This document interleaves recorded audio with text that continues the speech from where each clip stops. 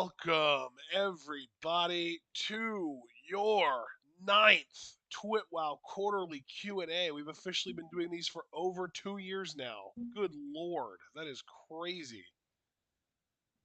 This is going to be interesting. I want to say we've got 34 questions today because I thought that we only had 30, and the half of them were Super Blue because Super Blue asked all 15 of his. But then I checked YouTube, and Rotten Butter decided, despite having access to the Discord, to ask his questions on YouTube comments. So, we have 34, and that's right. Rotten Butter asked 4 questions, and really, it's more like 32 or 33 because the last question's kind of a throwaway. He's last today. Alex Foster didn't get any questions in, unfortunately, but we have a pretty good lineup today still.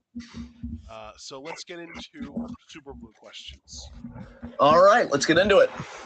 First up, this is just for you, John. Oh, okay. What's wrong with Mars and why can't we colonize it?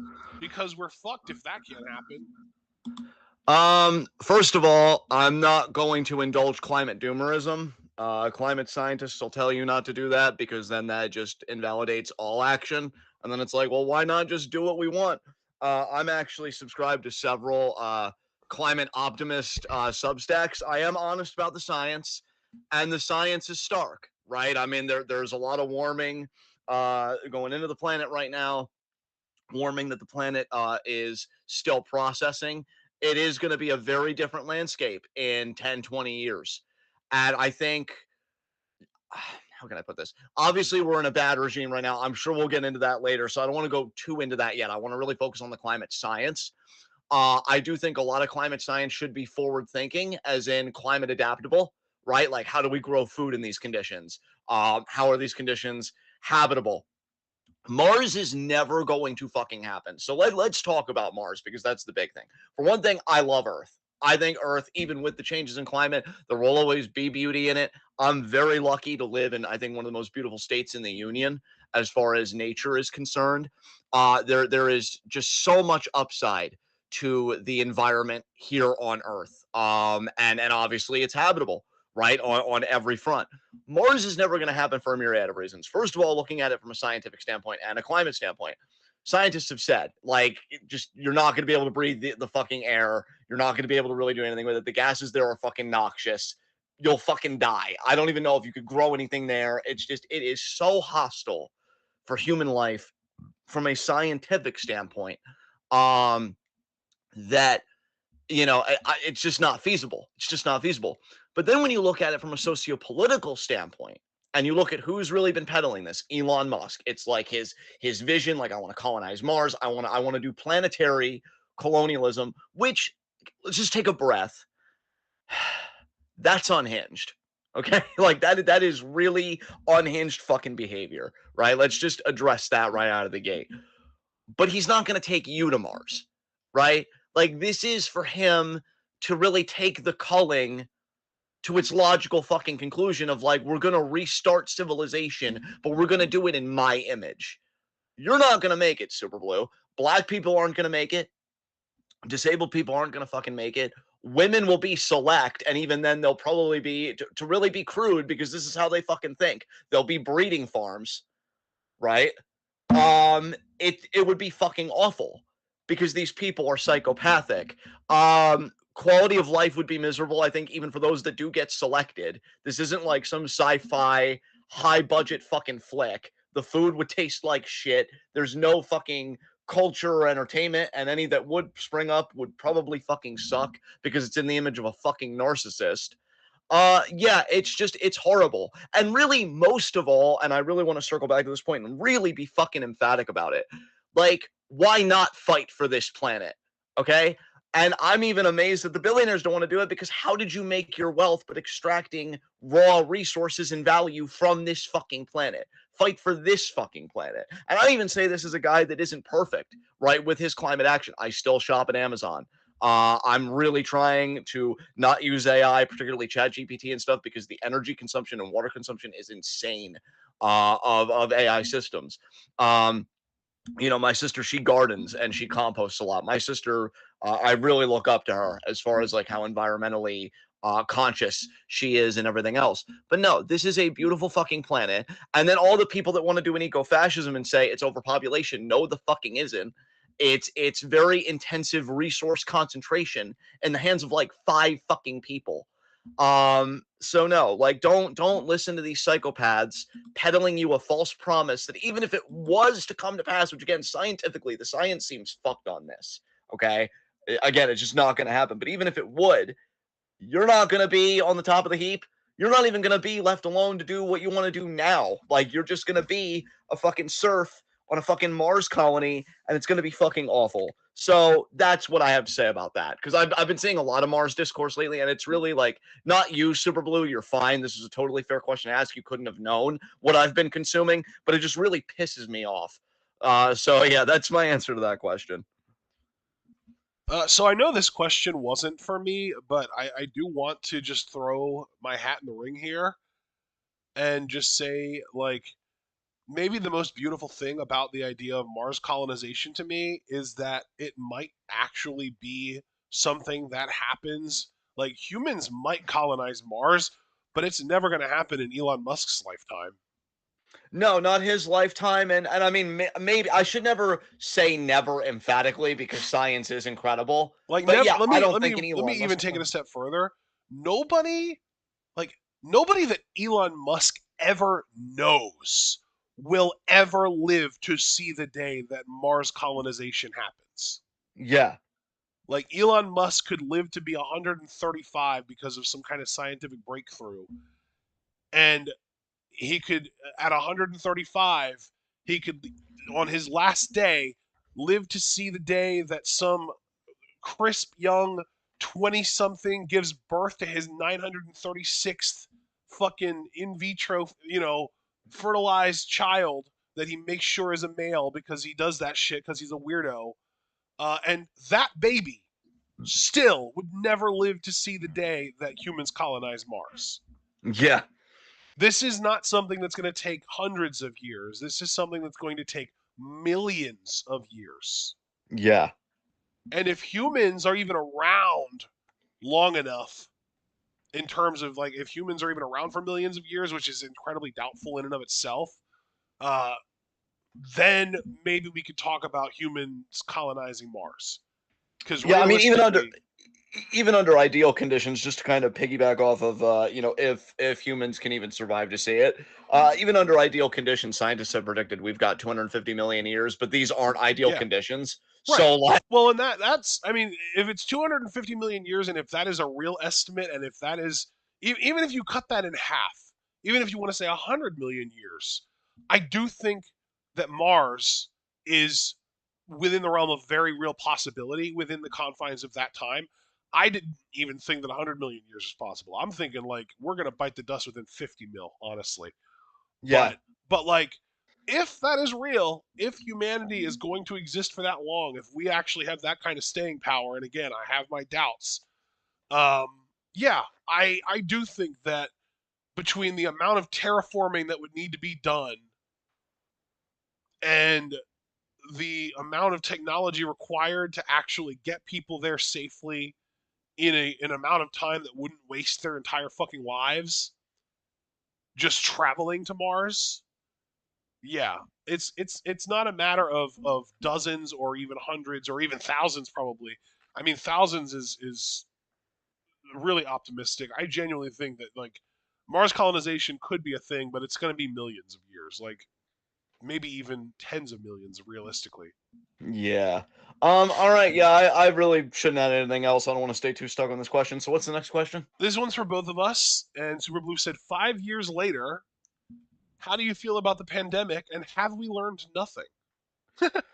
Uh, Yeah, honestly, I would say we, for the most part, we pretty much have learned nothing. Or when I say really, you say have we learned nothing, but like there isn't really a collective we in the United States. Like there is no one singular identity in the United States at all. Um, if you want to say have most people learned nothing, I would say probably yeah. I mean, there are definitely a lot of people that have learned a lot, But for the most part, I would say the vast majority of people in the U.S. have learned nothing. I mean, most people still haven't even learned that it's still going, right? Like, Yeah, like we speak of pandemic and past tense, it's still fucking going. Like, yeah, it's not good. yeah, It's really yeah. it's The not good. pandemic is still very much like a problem. Like I literally, my mom and I literally just got an updated vaccination. I want to say it was in like late November to maybe in December. We got an updated vaccination because of John, actually. Thank you, John, recommending it very strongly. It's called the Novavax vaccine. And we got it because it's supposed to be much better at protecting you from the different like variants of, or the, what are they called, variants or mutations? I forget what they're called, Either way, I of the think vax of the virus though. So we got that. I am currently sick with most definitely not COVID because it's completely different symptoms from COVID, other than the cough, but that's completely totally different surrounding symptoms other than the cough. But yeah, like it's still a problem for sure, and not only is COVID itself a problem, but like I think people tend to underestimate COVID, and especially like the anti-vax crowd. They're like, they still talk about it like it's just like a flu, and therefore they take it a step further and they think about the flu as if it's just like a cold. And like COVID fucks you. Like if you're, especially if you're unvaccinated, like if you're vaccinated and you get COVID, you're probably gonna be fine. But if you're unvaccinated and you get COVID, it can literally ruin your life forever. yeah, yeah, Forever. yeah. Like, it is awful. We're not just talking like, oh, yeah, you're going to cough really hard for a few weeks and you might end up in the ICU, but then you'll be fine. No. Long COVID is going to be studied for decades, maybe even centuries. It is awful.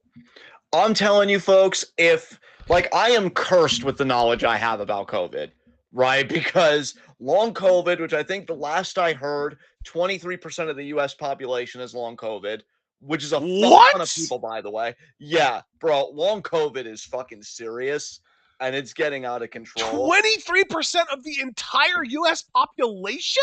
That's what I thought I saw recently. Yeah. Yeah, I'd have to obviously, of course, people double check anything you hear that comes from Ashton and I as well. But yeah, it's a percentage either 23, maybe 13. I know there was a 3 at the end of it, but I thought I saw 23%. Like it's bad and it's growing. And here's the thing: we have an anti-science, anti-vax, anti-medical. Really, like I didn't click on the article, but I saw an article somebody put out saying the state of the NIH, the National Institute of Health, is so much worse than you realize. And like all this research, everything we were doing, I'll give you an example. Thanks to COVID, one of the best things to come out of COVID was this emerging mRNA technology. That's how they were able to make the first COVID vaccine so quickly. Against wanting to prevent infection, wanting to keep the economy going, etc. But this mRNA technology had a wider net of applications.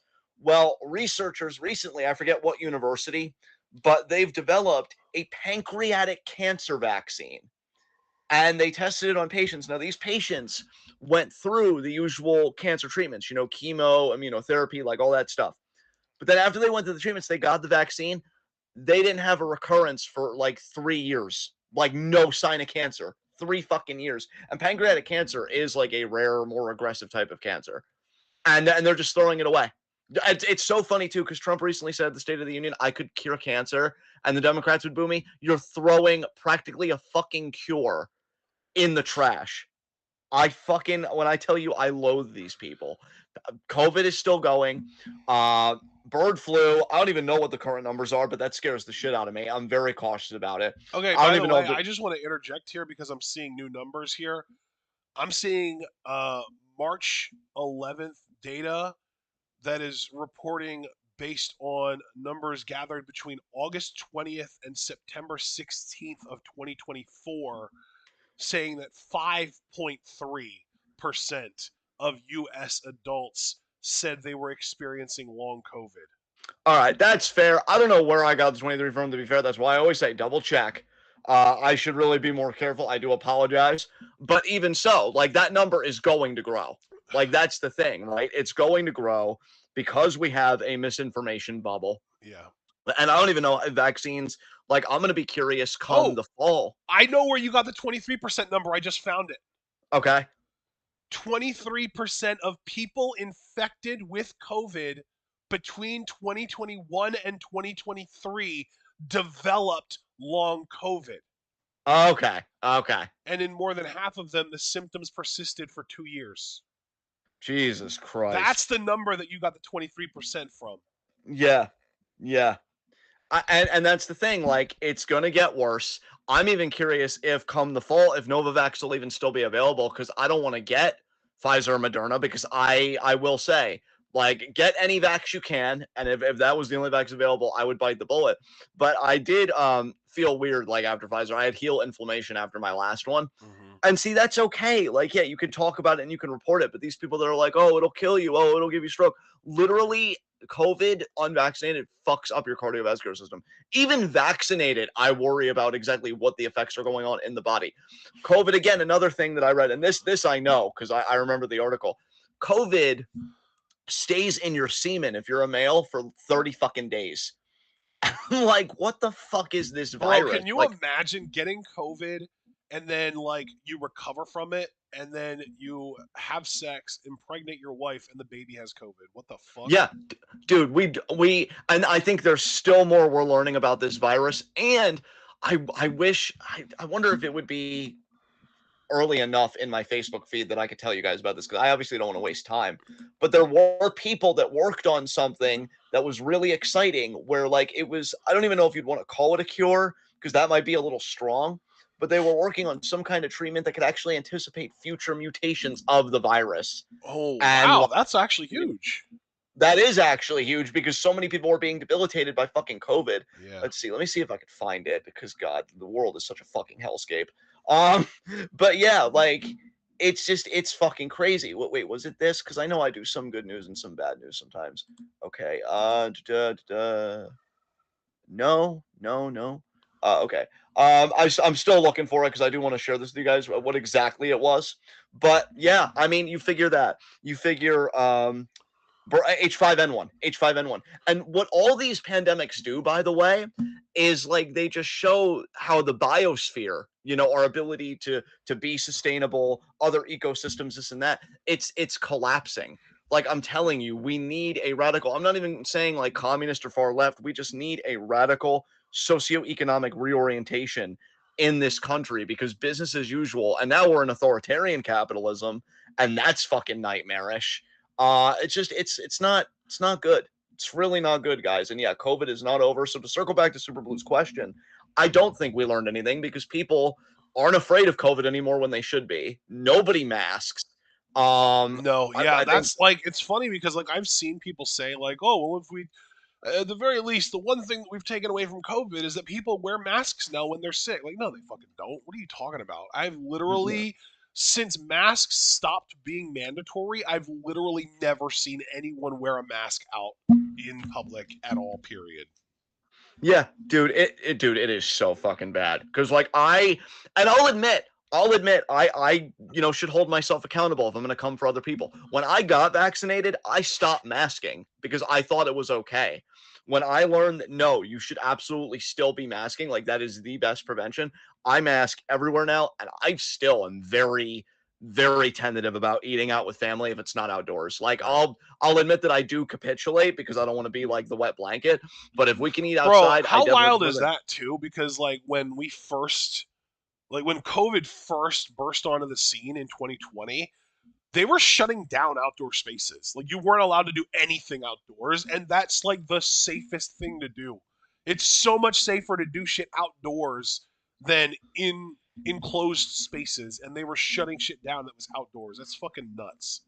And you know what? Just because I really didn't want to go into a rant about COVID, because I know Super Bowl probably just has a very simple, straightforward question, but I have to say this too. When he says, have we learned nothing? Yeah, because you'd think that this would be, when I saw how little COVID radicalized people, I think that's what broke me. And I've just been really cynical ever since with like some pepperings, some smatterings of optimism, because they say, oh, well, we can't integrate disabled people, socioeconomically deeper into society because that's just an inconvenient. Look how much of the economy went remote, like in the wake of COVID.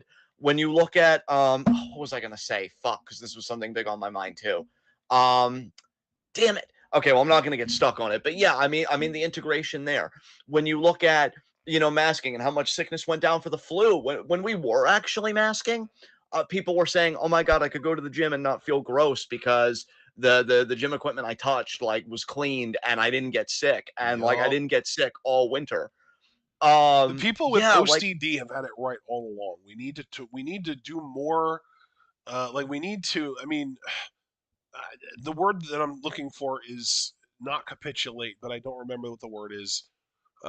We need to like, fuck. We need to do more to make the world more accessible to people with OCD because that'll help everyone. yeah, definitely, definitely, definitely. It's just amazing to me, like how much the status quo was so cherished and prized. I There mean, you should saw, be there should be like hand sanitizer dispensers literally fucking everywhere. Like every place that you go, every business, everywhere that has a public restroom, every restaurant, literally everywhere should have a publicly available hand sanitizer dispenser at this point. dude. Honestly, thank you so much for saying that because you actually reminded me what I wanted to say earlier, and then I had that brain fart.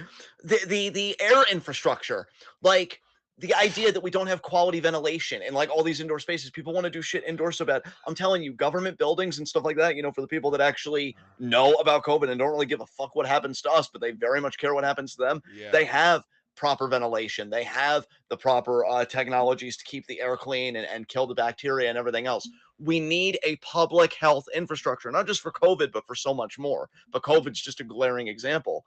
And this is why, like, so much of America, and that's why I really can't be too surprised about the political moment we're in, because it was founded upon colonialism, subjugation, and mass slaughter. This is a eugenicist society.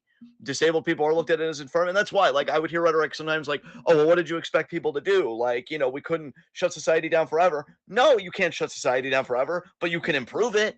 You can fucking adapt it. You can do these things to make sure, hey, it's safe. You can be indoors. You can be outdoor. Like, it's safe. Maybe still mask if that would make you feel better. Yeah. But we're doing cleaning precautions. We're doing air precautions. But they didn't do any of that. They didn't do any of that. You go in a restaurant, that's not proper ventilation to kill a fucking virus. No fucking way. Like it's so fucking frustrating. Well, that's the Yeah. other big thing though that we learned that actually since Super Blue's question is literally have we learned nothing in terms of like what we should have learned, which is how to handle these type of things, compassion and that kind of stuff. We didn't learn much of anything at all. What we did learn though is that we do have a very real, very serious, very concerning compassion problem in this country. Yeah. There is a legitimately concerning amount of people in this country who would happily, happily give up the lives of maybe a number of people that not even I am comfortable enough stating right now if it meant keeping the economy rolling. Yes.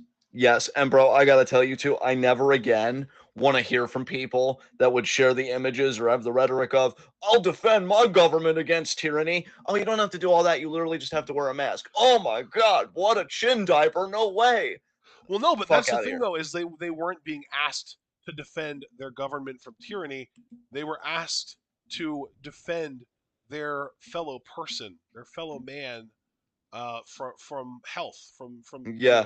poor health, and they were not able or willing to do that because again, this comes back to the propaganda because we literally had Republican politicians and Republican personalities, conservative personalities, I should say, going on TV and saying, "I would happily sacrifice my grandparents." I think one of them said, if it meant keeping the economy strong. And like, Yeah, yeah. What they said was grandparents would be happy to sacrifice their lives. I know grandparents would be happy to sacrifice their lives if it kept the economy for their grandchildren. Yeah. And it's like, Jesus fucking Christ. And like one more thing I have to say, and this is more the philosopher in me. I think another thing we really need to do as a country, and there's so much we need to do as a fucking country, Jesus Christ. Yeah. We need to reframe how we understand like autonomy and just personal liberty in this country. Because we look at personal liberty, like the Western ethos is like hyper individualist. I'm gonna do what I want, get fucked. Like even in the middle of this measles epidemic, right, in Texas and possibly elsewhere. There have been parents with kids with measles saying, "I'm not going to get my kid vaccinated, just to protect your kid." It's more or less saying like, "Fuck your kid," Well, right? that I'm comes still, back to the compassion problem that I was talking about. yeah, yeah. I, There's I think it, people yeah, don't care about each other. People don't look out for each other. It's not like, no. you know, if you're not getting your kid vaccinated to protect them, you could at least get them vaccinated to protect the other kids in their classroom, but you don't give a fuck about them either, and that's the problem. And I think that goes again hand in hand with, just to stress this point on my end, our conceptions of personal liberty, bodily autonomy, whatever. Because you have people that are like, oh, I don't feel comfortable putting a vaccine in my body, and like that's fair enough. But it's not just your personal liberty and bodily autonomy. Like 45% of COVID cases are asymptomatic, right? You can have COVID and not even fucking know it, and so therefore you could pass it on to another person and not even know it, and they Right. won't know it, and it could be really debilitating to them, maybe Yeah. even kill them. And so in a way, because you were so like fixated on my bodily autonomy, whatever, you compromise the bodily autonomy and personal liberty of another person. Yeah. And so I think we need to understand personal liberty as augmented and shared with each other. I'm as free as the person next to me, and the two of us together, we augment each other's freedom. I'm more free because of this person, because freedom is a community thing that we take, not something that's innate to my person or that's going to be given to me judiciously by a government, because we're seeing now in real time that's not fucking true. So we just need a radical reconception of so many ideals that pervade the West. We need to get rid of some entirely, and we need to really rework others and just really emphasize a more holistic account of it, because personal liberty is more than I can drink this 32-ounce soda, or I can like put this in my body and not put this in my body. But it's also, the freedom that's secured for me because other people exist, to defend that freedom and whatever. Which again goes back to the compassion thing that Ashton noted. We have to care about each Yeah. other for freedom to even be possible. Well, and then you also have to take the education side of it, where Yeah. like people wouldn't be scared to get vaccinations if they weren't ignorant and misinformed about what's in a fucking vaccination. Yes. Like Yeah. it's literally like propaganda is literally ruining the fucking world. Bro, and that's why, like, I feel so bad for the people so excited about mRNA technology, because it never had a fucking chance in this climate. Because so many people didn't get vaccinated because they were like, I don't trust mRNA. But then Novavax, which doesn't use that technology, right? It's pretty much your traditional protein-based vaccine. Yeah. People wouldn't get that either. So then it tells me you fucking telling yourself it was never about mRNA. Shut the No. fuck up. Like, Yeah. I don't know. I could Well, and really and throw and, hands, and honestly. to take it even a step further than that, the same people who said in 2021 when the vaccines first came out, like, oh, I don't want to get it because it was rushed. If those same people are unwilling to get Novavax, what the fuck? Like, how does that Yeah. make any goddamn sense? You didn't get those because they were rushed in your mind, even though they weren't rushed. They were actually just prioritized. Uh, well, okay, so those were rushed, but then like we get this vaccination that comes along. It's literally just the good old vaccinations that you've been used to for a century at this point. It took 4 years at this point for them to get, for them to figure it out, to get it right. You can't say it was rushed and you're still not going to get it. That's just hypocrisy in my mind. Absolutely. Absolutely. Dude, it's it's so fucking bad. I guess we should move on to the next question. So what did Super Blue ask? After reacting to it, do you think WrestleMania 9 is the worst WrestleMania? Probably, because I fucking hated it. So I really can't think too much about it. Um, I have a confession. yeah. I don't remember it. It's been memory hold already. I mean, doesn't that speak for itself? Yeah. There you go. Next question from Super Blue. How do you feel about Jimmy Carter? I feel about him a lot like how I feel about FDR. As far as presidents go, fine, but I mean, he still funded a genocide, and then his excuse was, I didn't know what I was sanctioning, and it's like, okay, that's interesting. And then FDR, of course, a Japanese internment. But there was a lot of good stuff domestically, and in fact, so good, I guess Reagan felt threatened by it because kind of stole another term from Carter. And yeah, like, again, as far as presidents go by that standard, which is a really low bar to clear in my Bruh, mind, I fucking hate yeah, Ronald Reagan. Oh my god. I blame him for so much of what we're seeing today and what we've seen for a long time. I am so glad he's dead. Fuck that dude. It's funny to me that like I've seen the question asked if you could change the result of any one presidential election, which one would it be? The fact that there are so many, like there's legitimately like that is not an easy question for me to answer. I really don't know. And the thing is too, like my mind immediately is like, well, I would have to at least change one that was close because you're not going to flip like 84 Reagan because he won by a fucking landslide. Yeah, he did. Yeah. Because like you can't just magically flip that and have people believe it because then it's like, well, that's nonsense. So I'm like, okay, so what election do we flip that actually makes sense? And the only one that I feel you could actually pull off that would make sense that might actually have genuinely beneficial effects on the world is the 2000 election, Bush and Gore. Yeah. Yeah, I feel like we'd be on a totally different trajectory. That, and honestly, well, no, I can't even say that because Sanders would have had to win the nomination, but I still Oh, believe you that if would have we had said a two. 2016 Trump and Hillary? Yeah, but see, my thing is, like, Hillary obviously would have been better, but really Sanders should have just been the candidate. Yeah, And then if yeah, because Sanders then would have won, it would have been more neoliberalism, and then Trump or someone like Trump would have just won in 2020 anyway. exactly. I'm telling you, really, and I know this is probably going to be uncharitable by me for a lot of people, but I don't care. I also blame Hillary for a lot of the situation we're in because I actually have gone down a rabbit hole and I was reminded how the DNC was pretty much co-opted by the Hillary campaign to fund that campaign and push that campaign Yep. forward. I have my problems with Bernie Sanders. But that's not the time or place. We've got much bigger fish to fucking fry right now. But if we would have had a two-term Sanders presidency, we still would have had a lot of problems geopolitically Bro, because can I'm you very imagine, dude? If we would have had a two-term, even if we would have only had a one-term Sanders presidency, we would have had a pandemic team in place for COVID. exactly, exactly. Holy shit! We get Sanders, we get democratic socialism, we get a more robust social safety net, we get a pandemic team for COVID. And I'm telling you, when And we people would would have have had a way more liberal Supreme Court too. exactly, exactly. And why I stress Sanders over Hillary, because I still feel like Hillary would have been very corporatist and stuff like that. If you would have gotten Sanders specifically, I mean, working class Americans would have materially benefited to the point that I do think he would have been two term because when you yeah, materially benefit and you're like, oh my God, it's not the trans people or the migrants or whatever, which right. it's, dude, I have to say this too. I know it's kind of off topic, but like it is amazing to me that the far right can have such a tenuous, flimsy, and really just pathetic narrative and it just fucking Bro, works because when you really listen they to what they're literally saying, ride off of the fucking economy that the Democrats give them. yeah, exactly, Trump exactly, rode Obama's fucking economy to getting reelected this year, and he's literally inherited Biden's economy now. yeah,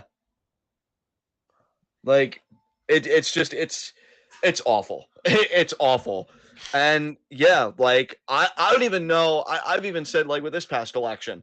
Kamala winning, I think, would have had some bright spots domestically, but I still think we would have seen a lot of neoliberalism by and large, and we couldn't take much more neoliberalism. Well, we sure as shit can't fucking take this. Like, yeah, we are at a crisis point, y'all, on so many fronts. It's crazy to me. What was even the question? Was it about wait, what It was about question are Jimmy we even on? Carter. How do you feel about Jimmy Oh, Carter? Jimmy Carter. Yeah, I mean, fine. He's dead, so Yeah, I don't hopefully, really yeah. feel anything about Jimmy Carter, honestly. Yeah. Next Uh, questions for both of us. How do you feel about OTRS Central retiring from covering wrestling in December of 2025? And have you thought about how you'll retire from covering wrestling?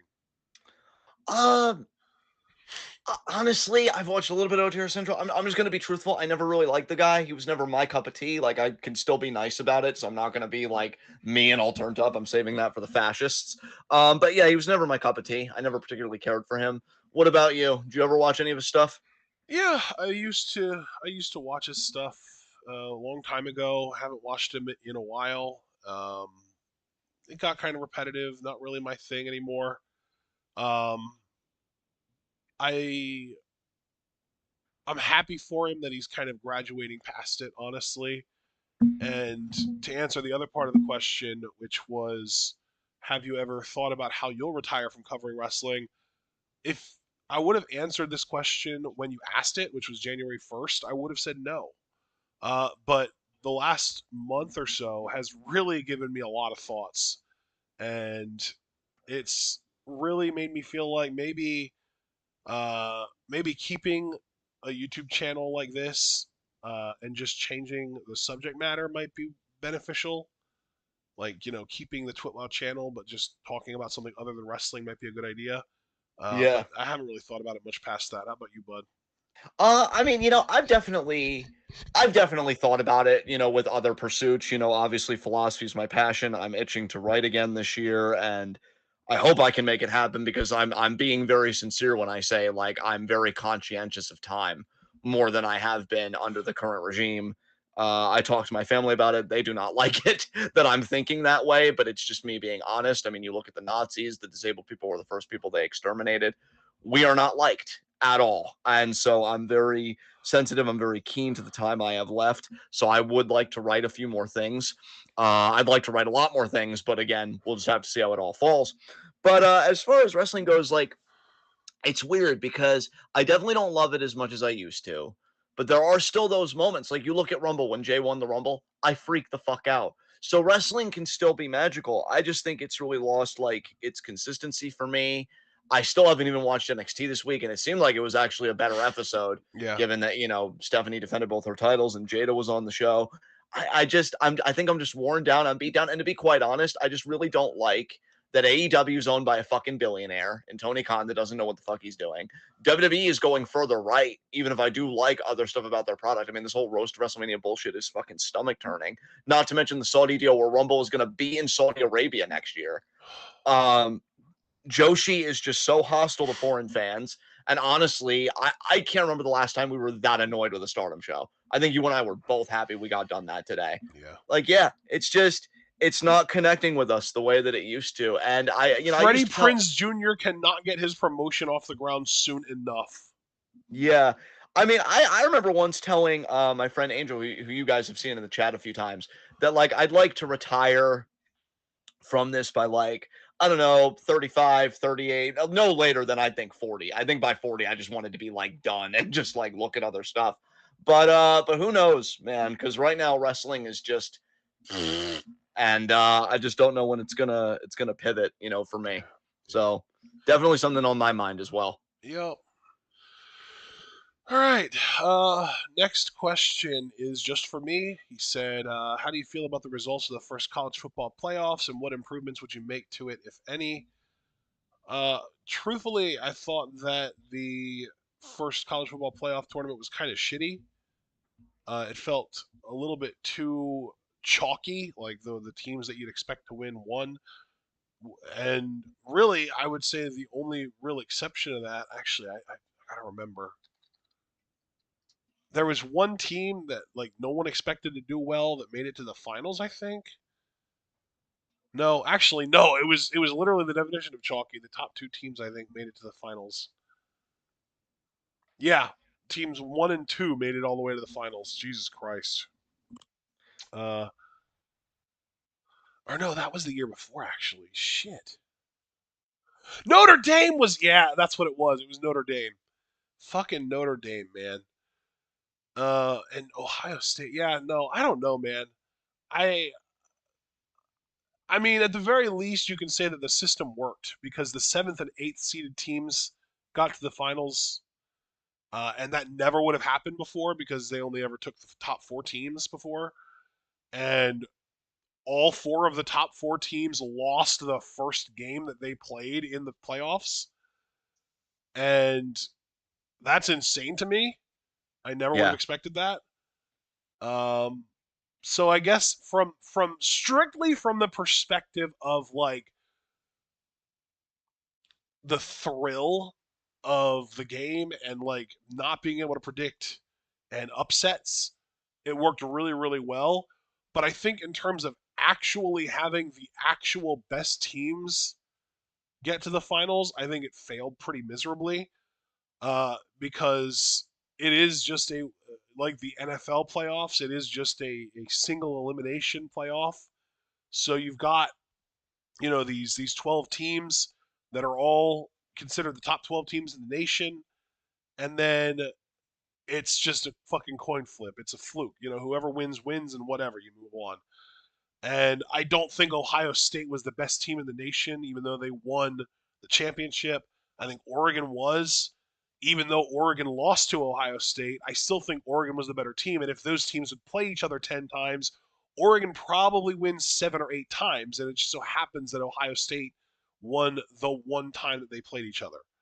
So I'm not a big fan, honestly, of the whole single elimination tournament playoff for me personally, but that's never going to change because that's how the NFL does it, and they're not going to make these kids play a sport as brutal as football as many times as you would need to actually find the best team.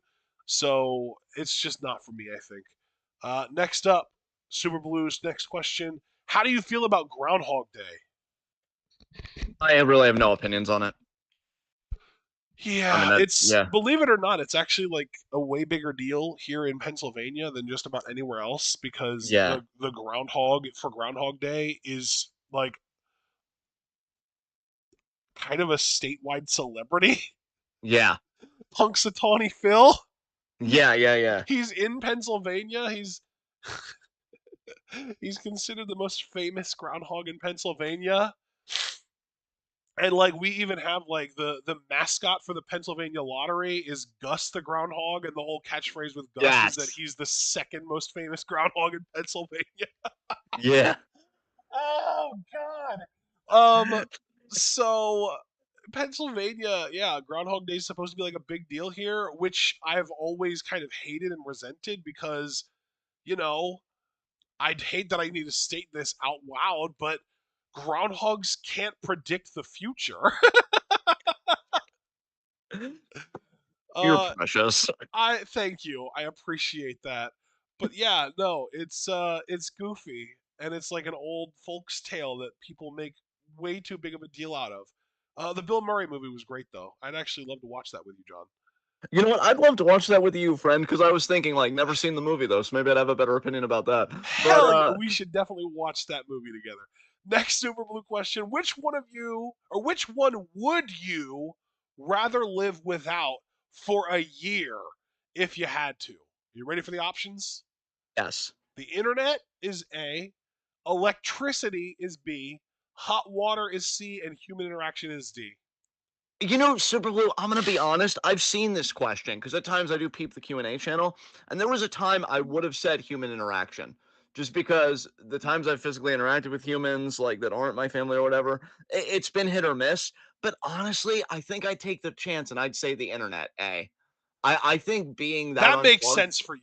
That makes the yeah, most sense for you for sure. yeah, I think being unplugged from that for a whole year when I know like it's done me a lot of good, but there's also been downside to it. Like I would really probably benefit. So I'm gonna say A, the internet. I'm curious what you would say though, bud. Where's your head at? So I think that there's really only three options here because there's literally no fucking reason to choose electricity whatsoever. I agree. Like, choosing electricity is nonsense because it just makes no sense. Like, it's just goofy. Uh, I would actually say hot water Same. because I can deal with cold showers and I can deal with not eating anything that uses boiled water to make it in terms of food for a year, and then afterwards I'll just eat like pasta for a week. Yeah. Pasta and macaroni and cheese for a whole week afterwards. Um, Yeah. Okay. Apparently, cold showers are supposed to be better for your health anyway. Believe it or not. Oh, okay. Like the and yeah, like it's apparently really good for your nervous system. Cold showers. I might have to try. You know what? It's going to be better when it warms up. I'll be more willing to try it then. Do your own research again, like what John said earlier about the numbers for COVID. Yeah. But from what I understand, yeah, cold showers are actually really good for your health. Um, and it does explicitly say hot water, so maybe I could use a little bitty exploit here, like a little loophole, and maybe get a warm shower. Yeah, I don't maybe. know, maybe. But I don't want to live without electricity or the internet or human interaction if I can help it. So that's like hot water to me is by far the least of the four evils, because I'm not living without water. I still get my water. I can still drink water. I can still get showers. I can still whatever. It just can't be hot. You know. Looking at, I'm on Healthline, which I think is pretty credible. It says what's so great about cold showers. This is actually one that I didn't know. I'll tell you the one that I didn't know when I read it. Says helps calm itchy skin, wakes you up. That's certainly fucking true. Increases circulation. I didn't know that. That was interesting. I also didn't know that it reduces muscle soreness post workout. See, I always thought that Yep. hot showers would have done that. I always thought Well, the I warmth mean, if would you have done it. think about it, athletes are always getting ice baths to relax their muscles. That is very true. That is very true. Yeah. Yeah. So I All think I right. could definitely do a year without hot water, especially if there was some kind of like prize at the end of the line, like, oh, go without one of these for a year and you get $1 million or whatever. Like, yeah, I could definitely do that. This surprises me about. I'm sorry to be stuck on the shower thing, but this has been kind of interesting because like I've always read that your blood pressure increases in the winter because of like the cold and I guess the constriction of like the arteries, and then it gets like more normal like stuff in the summer, or at least it's lower in the summer relative to that. So you would have thought that the same principle would have applied to hot and cold as far as water temperature. This is very interesting. Makes me want to try cold. Again, I would have to do it in the summer because New Hampshire winters are brutal. I Yeah, cannot do hot, cold showers in the winter. yeah. That's just suicide. Plus, But like, yeah, as far as like, if I want to drink something hot like that, I could always just do broth instead of straight water and be fine. yeah, And well, and that is even a possibility. If I want to have pasta, I could always use broth instead of water. If I want to have like a some kind of like a noodle soup of some kind, I could always just do that instead of boiling water. yes. So there are ways to work around hot water. I am not living a year without electricity or the internet or human interaction. That's living a year without the internet would probably be good for most people's mental health. Living without electricity, I mean, I know we used to do it all the time, but in today's world, that would drive me fucking nuts. And living a year without human interaction is a way to drive literally anybody actually insane. Yeah. Because you couldn't even cheat in that sense and be like, "Oh, I'll do, IM or whatever through the internet." Right. Even if it's like, Because then you're still interacting yeah, with humans. It's just not physical. exactly. And AI, I Yeah, I mean, was gonna say AI chatbots. Oh God. and that's the thing. Like I've done research on this because we know one benefit of like physical contact with humans. Like I always think hugging is where my mind is at saying this. Mm-hmm. It's like, oh, the endorphins, and stuff like that. I don't think Apparently, I you could get the go a same. whole year without a hug from a real human. I couldn't do it. Yeah, I could not do it. But they say that a tree has the same effect. Like if you hug a tree, you'll get like an endorphin. I don't know if that would apply though to AI. Like if you had an AI bot that you could like whatever, I don't know about that. I mean, you Um, could always just like strap your tablet to a tree. that's so. Oh my god, that's genius. Why haven't I been doing that the whole time? But yeah, Sir Blue. I think at an earlier point I would have said human interaction because I really do have misanthropic tendencies for sure. But I think being a bit more emotionally mature, whatever. I'll say internet, Yeah. All right, next internet. question. How do you feel about Vince trying to start up a wrestling company? Ew. Exactly. Moving on. Next question. What is the end game? Wait, do you actually have more to say or can I actually move on? No, no, no, no. Please keep going. What is the end game if the fascist far right wins and would they turn on each other? Well, this question aged well. Um, really, take your fucking pick. For me, just my opinion, right? Looking at it, I think they want mass privatization across the board of what used to be federally funded services. So Social Security, stuff like that, just privatize it. I think I actually agree with my one friend who's cynical as fuck in the sense that, like, when they're dismantling the National Weather Service and EPA and all this stuff, they want big disasters to happen because then the ruined land, billionaires can swoop in and buy it up for cheap. The assets, become cheaper. I think obviously you want to concentrate power as like a totalitarian state, so one figure vested with all the power. We're seeing this slowly happen. Now Republicans are looking how to weaken the power of the judiciary, so they don't believe in three branches. They want unitary executive theory, which is pretty much that all the power is vested in the executive. Courts are an obstruction. All this is an obstruction. The executive is to do an effective job. They have to have all the power. I think that's ultimately like the big goal in kind of broad strokes. And I think on a more intimate level, they just want to get as rich as possible. Government to them is the biggest grip they can have. I mean, Elon is taking, I think I read like 8 million a day in taxpayer like money from this like Doge thing, which isn't even an official government institution or whatever. And the Doge employees are also making six figures from what I've read. So it's a grift. I mean, Trump unveiled a meme coin before the inauguration, made fucking bank off of that. Yep. So yeah, I think it's an oligarchy. I think it's an authoritarian regime. I think we're going to see rights eroded because, again, rights are something that we have to fight for collectively. To be clear, by Like, the way, Super Blue asked this question 6 days after Trump was inaugurated. well, you're already seeing it, Super Blue. You're already seeing. I mean, I know you couldn't have known at the time, of course, but you're seeing like the erosion of certain institutional powers. The Democrats are not a real opposition, and I'm very tentative even about Bernie and like AOC. I'm hoping they can do something, but I do agree with people on the far left that look at Bernie as kind of controlled opposition because, like he kind of threw his weight behind Hillary rather than fighting the DNC, which maybe he couldn't have fought much. And then with Joe Biden, he just kind of quietly accepted, like, oh, okay.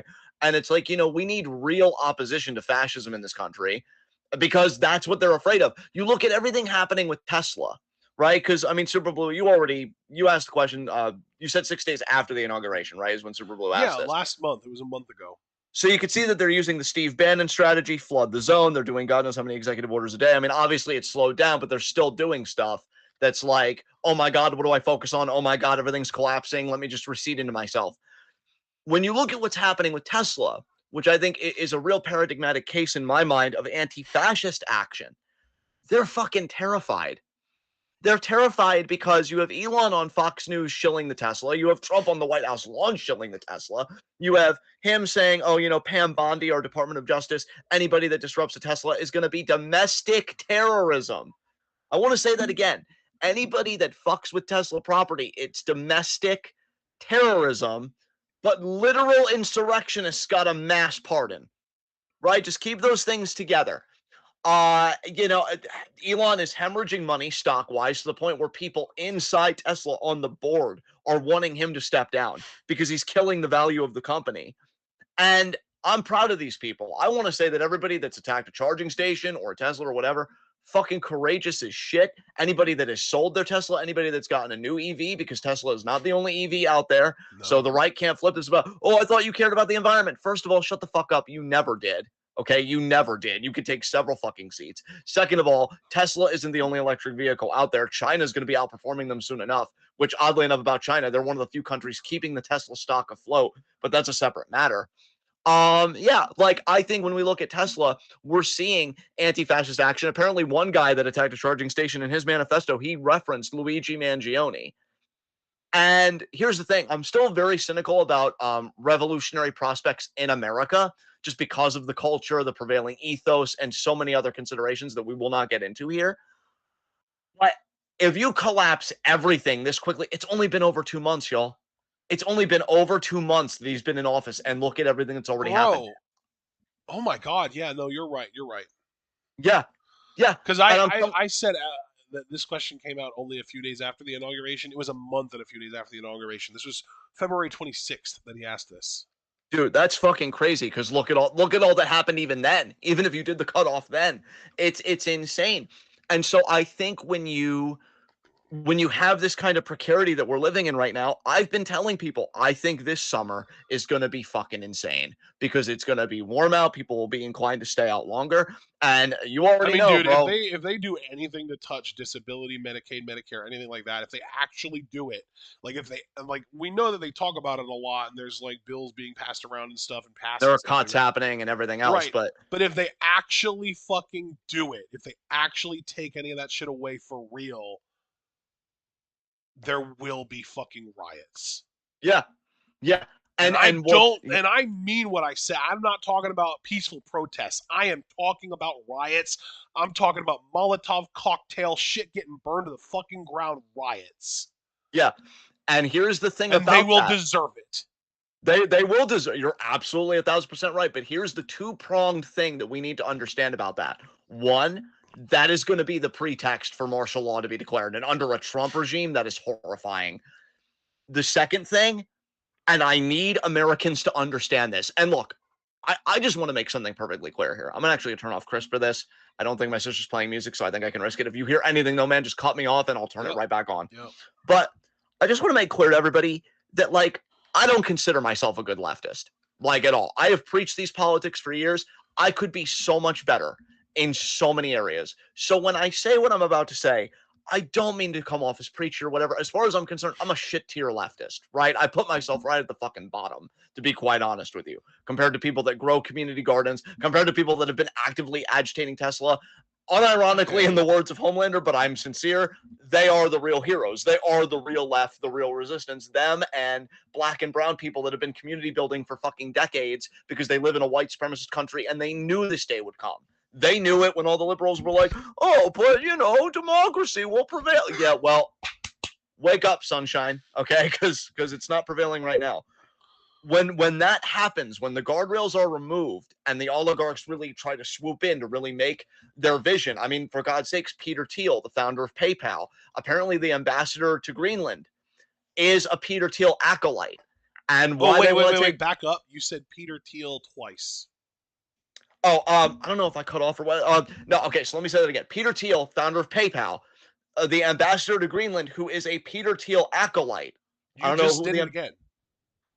I'm saying whoever the ambassador is a Peter Thiel supporter. Oh, Jesus. well, Okay. no, no. To Yeah. be clear, though, you're literally the way you're saying it makes it sound like you're saying that Peter Thiel is a Peter Thiel acolyte.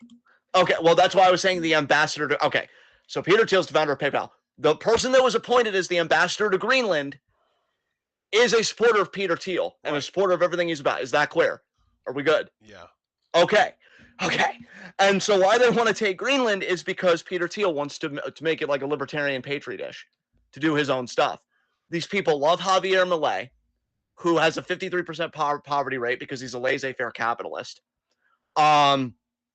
And yeah, it's awful. So when we, if things pop off like I expect them to, it can't be this unorganized, erratic mess. There needs to be a plan. There needs to be a program. There needs to be a vision, right? That's the one thing that I'll give AOC and Bernie Sanders and just the Democratic Socialist segment of the party, which again, I do agree with far leftists that in part they are controlled opposition because it really is still status quo, but a more robust social safety net, which obviously we desperately need. But I've always stressed that, like, we need a more radical reimagining socioeconomically. We need a vision. We need a narrative, in a manner of speaking, because that's why the right is better at this shit than we are. I mean, we just have to be honest about it. The right understands how power works better than any other faction in this country, because when they don't have a majority, they will grind everything to a fucking halt. And when they have the power to, they've got the narrative, as flimsy as it fucking is, they will stick to it like it's gospel. I was listening to a podcast the other night that Pete Hegseth was on, just because, he's doing really poorly as Secretary of Defense. And even he was like, oh, we need to get wokeness, CRT, everything out of the military. Like, this is the playbook. And every adherent of it is sticking to it just amazingly, right? We don't have that. We need that. We need to be coming out and we need to be saying, again, on the far left, it's the billionaires over and over again. They dominate the media space. It's another big problem the right has. So if we were to mount any kind of offensive, it needs to be coordinated. It needs to have a message. It needs to have a narrative. And yeah, we need to show people I can materially prove. One of the best quotes I ever heard that I think only ages better every decade is, the problem with socialism is it hasn't convinced people it can build an iPhone. When you show people that a different economy can still get you those luxury goods and then some, because hey, you'd have more time to enjoy it because we probably have an 8-hour work week, or whatever. It's like we just need a counter narrative. But I worry about with riots that it's going to be unorganized. It's not going to have any coherent principle, any coherent ideology running through it, and that's why like a counter assault, right, with martial law and this and that would be so easy to do because there's not going to be coordination. It's going to be erratic. It's going to be unorganized, and that's what I worry about. That's why there's no real left in this country. And that's why it's so easy for authoritarianism to creep in, because when your last hope is throwing a Hail Mary to the Democrats, well, then you get a Chuck Schumer. And there you go. So that's all I want to say about that. If there's anything you want to add, we can move on. Nah, we're good. Let's move on. Next question's very similar. Super Blue said, "What is the end game if the leftist far left wins? And would they turn? Oh, actually, you know what? To bring it back to the far right winning, would they turn on each other? They apparently already kind of fucking are. Yeah, apparently there is like a pro Musk faction and an anti Musk faction, but I don't know if the cannibalism like within the party is going to really amount to anything meaningful. I'm still kind of in a wait and see phase on that. Yeah, like something about Marco Rubio kind of selling everyone else out that was in that signal chat. I don't know. Yeah, yeah. I mean, yeah, these people, it's like crabs in a barrel, right? And but I mean, Elon's kind of bankrolling the whole thing, so I honestly feel like he has more power than Trump in this instance. I used to think Trump would just be done with him soon, but no, Elon's got something on him or something. Yeah, yeah. Well, he's got something on him. He's got millions or billions, I should say, tens of billions, if not hundreds of billions of dollars that he can use as leverage. Yeah, and a very possibly stolen election. The more that's come out, I'm like, yeah, because Elon was fearing for his skin. We saw that interview before the election, bro. He thought if I lose this, I'm going to jail, and I should have known right then and there. I'm like, Trump's winning because no way Elon would let that happen. But I got swept up in it, and here we are. Anyway, so yeah, next question was the same on the other side. What is the end game if the leftists win, and would they turn on each other? I'll be far more brief about this, but I'll just say very quickly, I do think Kamala would have improved. She wanted to do the housing credit, this and that. I think I think some things would have improved domestically. I do stand by, and I've been very adamant about this. We still would have done war with Iran. I am convinced about that. I'm actually amazed it hasn't happened yet under this Trump presidency, but maybe they're getting all their ducks in a row because they want to do a lot of imperialism. Um, so yeah, I still feel like war with Iran would have happened. I still feel like even with the measures she would have taken domestically, that a lot of neoliberalism as it was would have been unsustainable for so many people. So I still feel like we would have had a lot of crises and a lot of issues. Um, I still think obviously it'd be far more preferable to this. I don't want to mince words, and I don't want to be misunderstood. But it wouldn't have been a utopia either.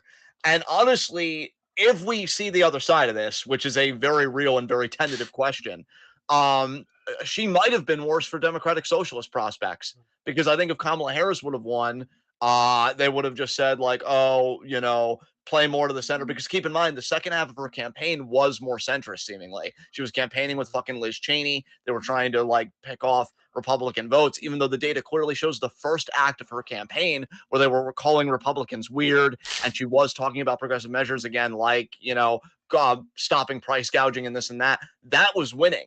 So, if she would have won because the second half of her campaign, they would have painted it as you need to go more to the center, this and that. It would have been bad for Democratic Socialists. Now people are ready for Democratic Socialism more than they've ever been. I mean, the numbers AOC and Bernie are doing at these fucking rallies, I don't think you would have had conditions in a Kamala presidency that would have precipitated those events.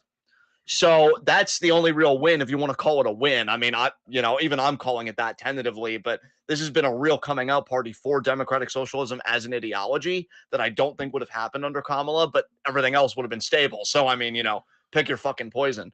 What about you, man? Now that you've really digested it, I know you were very hopeful for a Kamala win, and you and I have talked about it before, during, and after. We've thought a lot about it. I mean, how do you think it would have been? Anything significant in your mind in her presidency? Just your overall thoughts, I guess. I do want to make a point actually. So, there were so many instances in 2024 specifically where quarterly earnings reports, not quarterly, like quarterly reports on like the US economy, maybe not even quarterly, maybe even monthly. There would be like these economic reports that would come out that would be like, here's the GDP growth, here is the unemployment rate, et cetera, et cetera. And you would see all of the major news stations going over these numbers, and you would always see Fox News just going over them, just like it would come off like someone shot their fucking friend or their dog or their parent, and they would just read these numbers so solemnly, like they were mourning the loss of a loved one, even though the numbers were fucking fantastic because Biden's economy was doing great. And I bring that up because it made me realize something. What's up? The actual numbers of the economy don't fucking matter in terms of electability and like the likelihood of getting elected. What matters is how people feel about the economy. Yeah. And 2024 was a year where the numbers were all saying the economy's doing great. GDP is way up, inflation is down, unemployment is down. Like everything looked fantastic on paper in terms of the numbers, but people couldn't afford things. Uh, Rent was too high, income was too low, wages were too low. Fucking eggs and gas. Everyone could just not stop talking about the price of eggs and gas. And I think that is a big component to what led to Trump winning. And I think that So yeah, I think that is something that politicians, or I shouldn't even say politicians, I should say people who have any desire to become politicians should pay a lot of attention to, because it would probably work the other way around too. yeah, If you would make a situation where people can afford things, where say eggs and gas were inexpensive and rent was low and people were getting paid a decent amount, but it somehow for some reason led to unemployment being high and GDP being low and inflation being high or whatever the fuck. I don't know what the exact scenario would be that would lead to that, but in some made up scenario where that is possible, you would probably do really well electorally, yeah, because what really matters isn't the numbers of the economy. It's not GDP growth. Because let's be real, the GDP growth is more about how rich people are doing than how the average person's doing. yes, yes. That's exactly right. And Exactly right. yeah, and so like yeah, the the real main takeaway I think is, I think that this is never going to happen. First of all, I just want to say that, get out in front of it, because I know that that's something that you would want to say, and I just want to say that I know it's true. Yeah, Um, the Democrats should really learn from this and yeah, realize that their main goal shouldn't be to grow GDP. It should be to make things affordable for people and to yeah, give people, more financial comfort, basically. And like, I don't know, maybe Andrew Wang was onto something, or Andrew Yang was onto something with the UBI idea. yeah. Maybe, I don't know. I, But I, well, I I'm think sorry, yeah. that was a complete tangent. What was the question that you threw over to me before I went on that shit? That I threw. Oh, well, just well, no, I think you more or less have been answering it. Just like what you would have thought about a Kamala presidency, the good, the Oh, bad. right, Just right. Yeah. Well, no. So here's my thing. A Kamala Harris, oh my god, I can't speak. A Kamala Harris presidency was never about making things significantly better. It was always about harm reduction. It was always about preventing things from getting to where they fucking are right now. yeah, It was always about preventing the end of the fucking democracy. yeah, It was always about ensuring that we had competent people in the cabinet. It was about not allowing some sack of shit who gets drunk all the time, who used to work for Fox News, be the fucking Secretary of Defense, for Christ's sakes. Has Christian nationalist tattoos and once got kicked out of a bar for getting drunk and saying "kill all Muslims." Yeah, yeah, like that's what the Kamala vote was for. I didn't vote for Kamala Harris because I'm a Kamala Harris fan. That's psychotic shit that Trumpists do. I voted for Kamala Yeah, Harris because she would have actually been not as bad as Trump. That's literally what it is. It is a vote, and we say this all the time, for the lesser of two evils. It is progress. And really, it's not even necessarily progress as much as it's preventing a regression.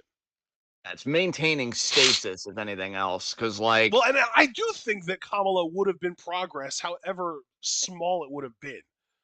I We always come back to incrementalism, right? And that yeah I think yeah is really, I think Kamala would have been more incremental progress than just pure stagnation. I do think that we would have had more good policies than more of the same from her. And even with Biden, we had that. Biden did a lot of good, even if there was a lot of fucking bad that came with it. yeah yeah But realistically, though, any of the bad that Biden did, literally any Republican would have done the exact same bad, if not worse. yeah And all of the good that Biden did, literally any Republican would never have fucking done. yeah So we're yeah talking about like if we're comparing Republican to Biden, literally any Republican, you could name one. Like he ran against Trump, but it could have been anyone. It could have been fucking what's the Florida asshole's name? DeSantis. It could have been yeah DeSantis. It could have been what was the woman's name that almost beat Trump in a few states? that almost beat Trump. Nikki Haley. Could have been Nikki Haley. Could have been fucking Mike Pence being like, "Hey, I don't like what you did there, Donald. I'm going to run against you now," kind of thing. Like it could have been anyone, any Republican. Versus Biden, you're always going to come out saying that Biden is going to do more net positive because Republicans are always net negative. Yeah. Like even if it's like if you like add up and tally all of the positives and negatives to both of them, every single negative that a Democrat is going to do, the Republican's going to do as well. And every single positive that a Democrat's going to do, there is a very small chance that a Republican would do the same thing. Yeah, I mean, I just want to circle back to something you said because I do agree, and Rotten Butter even said it like in the chat. We really are in an age of politics where it really is vibes. Like there aren't many people that care about policy, like the minutia of policy, the nitty-gritty of it. They Yeah. just, how do things feel? And Republicans, I mean, even before this, they were kind of coasting on it because you look at crime stats. Now, I don't know about now, but there was a time where crime was just going down nationally, right? But Republicans would still say like, "Oh, we need a war on crime. Crime's out of control." And there was one I'll never forget. It was like a Newt Gingrich interview, and somebody said, but crime's down, and I think he said something to the effect of, "Yeah, but people don't feel safe." See, Republican again, like I hate to give them credit, but they're winning, and they have been winning. The right fundamentally understand politics in a way that if we had a true opposition party in America, in the Democrats, they would do it. Which you're right. I don't think it'll happen. Although the left. Actually, wait. Let me rephrase that. Establishment Democrats, because I usually when I say the left, I do mean communist, Marxist, etc. Establishment Democrats, they're having an interesting moment, though. I will say, as a party, because even Nancy Pelosi was very critical of Chuck Schumer lately with this whole like averting government shutdown thing.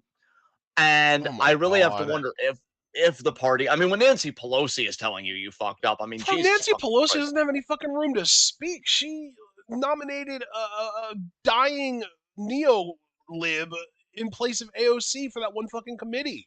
I completely agree with you, and that's why I'm saying it's bad. Like when somebody that awful is telling you fucked up. I mean, Jesus Christ. Good Um, lord. I mean, and besides, and where is this criticism for the other 9 Democrats who voted yes on that? oh, believe me, I called my both of my senators were part of the Well, nine, and I'm that's what like, I'm saying though. Is like you're yeah, really going to just isolate Chuck Schumer? Where is this kind of criticism for Maggie Hassan and the other 8 Democrat Fetterman and fucking like like fucking why are Fetterman. why are we all focusing on Chuck Schumer when like literally nobody expects this dude to be progressive. He is the most milquetoast of neoliberal Democrat. I think people always look for like a visible figure to like rally around for better or worse. And Schumer just is that figure while everybody else kind of benefits from invisibility in that way. God. Schumer's book tour did not go well. I think he even had to cancel it because he was getting protested everywhere. Good. So that's the thing, Fuck like, him. yeah. Did you see that quote where he said that his job was to make sure that Americans had positive feelings towards Israel? Oh, Jesus Christ. No, You I didn't didn't see see that. that? Oh my No. god. Dude, God damn it. Fucking hell. Oh, by the way, folks, if I remember correctly, and I think I'd be able to pull it up pretty quickly just to corroborate my what I'm about to say here. I feel like the US dropped to 21st on the happiness like world index. And like the top, what did you say, Ashton? The top 5 countries or even top 8 were all Nordic countries. Yeah. With that universal health care, universal education, all that good fucking shit. Yeah. Yeah. Congratulations, Finland, by the way, remaining undefeated. I think they retained that spot either for the second or maybe even third year in a row. Great job there, Finland. You at least know how to make people happy, I guess. Wish we could say that here. But no, as long as we have Yeah, right positive here. feelings about Israel. So this was it was an interview with the New York Times. Chuck Yeah. Schumer had an interview with the New York Times, and he said verbatim, "My job is to keep the left pro-Israel." Jesus fucking Christ. And I continue to hate it here. This So motherfucker has more loyalty to a fascist state than he has to his fucking constituency. disgusting. I know everybody wants AOC to primary him. I don't think she can though because she's House and he's Senate. So I don't even know Well, if no, that's they're like saying fucking that they want her to give up her role in the House to primary him to try and become a senator. Yeah, I mean, I feel like she could do it and win with the momentum she has right now with Bernie. And usually I'm very skeptical about that kind of And stuff, I but will it's say just the yeah. Senate is a huge step up from the House. I think there are like 400 and some odd. I think it's like 435 House members, but there's only 100 senators. So that's Yeah. huge. Yeah. You're like, if you think about it just in terms of percentages, if you're a member of the House of Representatives, you have uh, 0.23% of say on what happens in the House, but you go from 0.23 to 1% of the say of what happens in the Senate. That's a huge, like 4x, you know? Yeah, I think it's time for her. Look, I hate party politics as is, but I'm kind of in my very bitter era where I hang on to my, radical hopes. Especially with certain things that I'm seeing even now in this period. But I think also it's like, fine, we'll play the fucking game again. And I really do feel like AOC, Democrats need a shift. I mean, so many Democrats, like constituents, that vote the party and this and that, they're sick of them. They're like, what are you guys doing? Like, what even do we stand for? This is pathetic. And yeah, that's why I'm saying, like, I think the biggest positive, and I say that very tentatively because I don't even know if it'll come to anything long term. But the biggest positive of Trump 2.0 is this has been the moment of democratic socialism for the, quote unquote opposition. Well, and that's the Because thing yeah, that I wanted to bring it back to because of the question from Super Blue about what's the end game if the leftists win and when they turn on each other and stuff. At the end of the day, the instant, the probably within 2 months, I would guess, maybe even sooner, the moment that we get actual, real representation of left values across the entire federal government, president, Congress, judicial, it's going to be decades, which is why I've said that I really don't think that I'm going to live to see the day. Uh, that is the day that the Republican Party dies, the GOP party dies. The yeah, GOP, it's the grand old party. It's the day that they die, though, because the moment that that happens, they are going to. I mean, and again, I have to emphasize, we're talking about real left values. I'm not talking about neo-lib bullshit. yeah, The moment, though, that that happens, the moment they get real power, the moment they get actual power to enact real change, it's fucking over. It is yeah, fucking over because the moment that people with real left values get real power in this country, the quality of life is going to go up so substantially for the average person in this country that they might even be fucking confused at first, and they might not even want to accept it at first. But by the time the next voting season comes around, they are not going to want to change a goddamn thing. And I by mean, the time the yeah. next voting season after that comes around, they're going to be looking to the people who helped this happen, mouths open like baby birds, begging for an answer. Who can help continue this fix? I wish that would have happened after FDR. Because keep in mind, we're the same country that voted for FDR 4 fucking times to the point where Republicans had to introduce legislation for term limits because people kept wanting FDR and his agenda.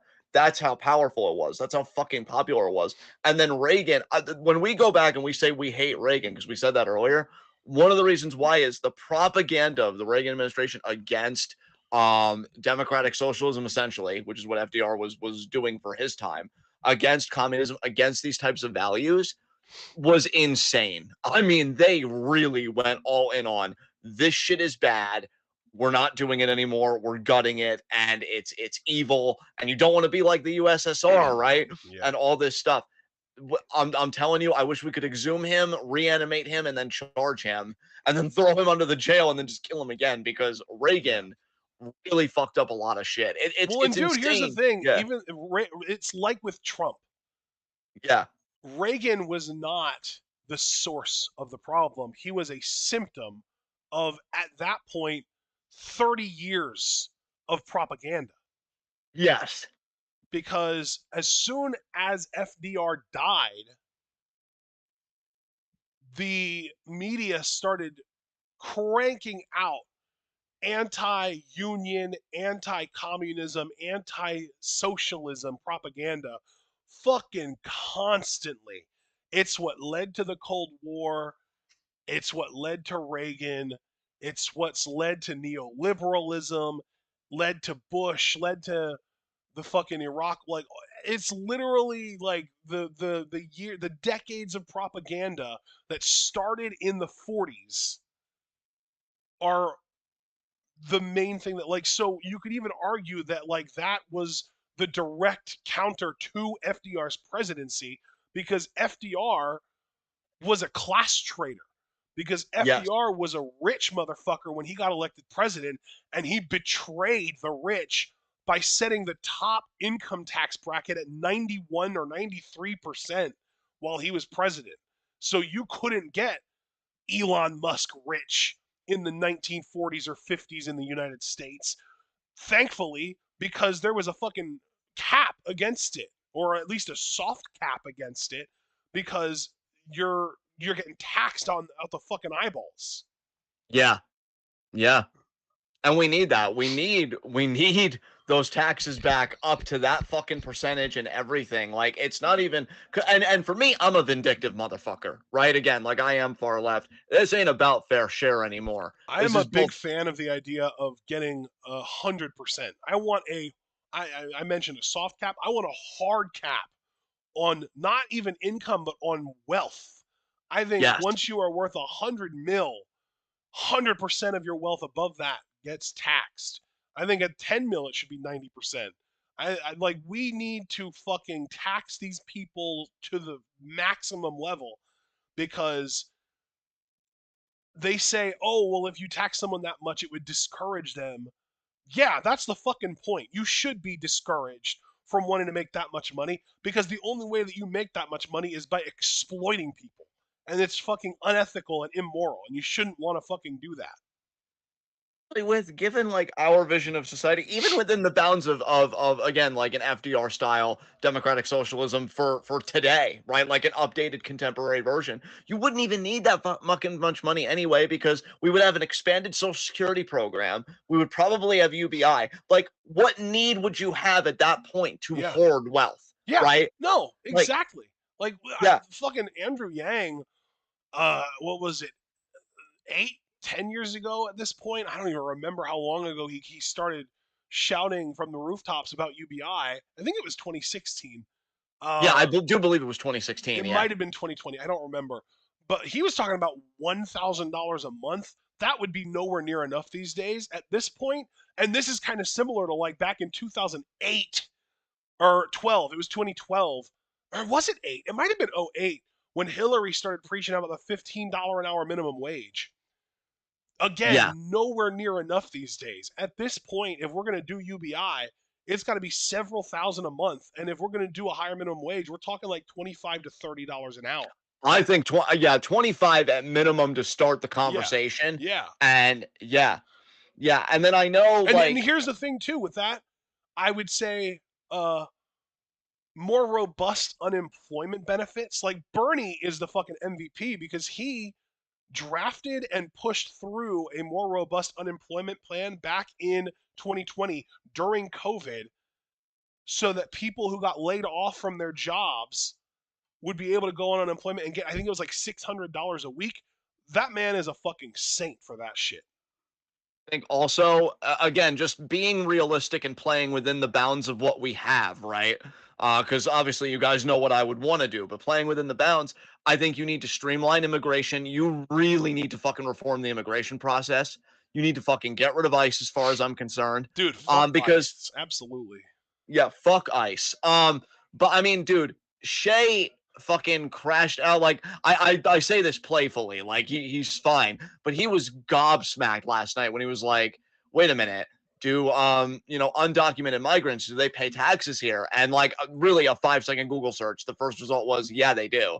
They pay into that. They pay into Social Security, but they reap very few benefits. That would fucking change. Like I'm already like very anti-border, so I think the most realistic stance to take, again, with what we have, because I would love to just abolish all borders and be like, fuck it, because I do think humans are inherently migratory as a fucking species, would just be streamline immigration, get these processed faster. There's no reason for all this backlog. And now the backlog's hurting people because now they're just revoking these visas and this and that, and they're just canceling everything. And then the people that didn't get canceled, well, you're getting deported anyway to meet ICE quotas of 1,200 deportations a day. It's disgusting. And I think when you actually streamline immigration, you make us culturally stronger. You make us culturally stronger. You make us economically stronger. And again, this is speaking within the bounds of the world we live in. And yeah, I would definitely simplify that. And I think that'd be a huge fucking advantage.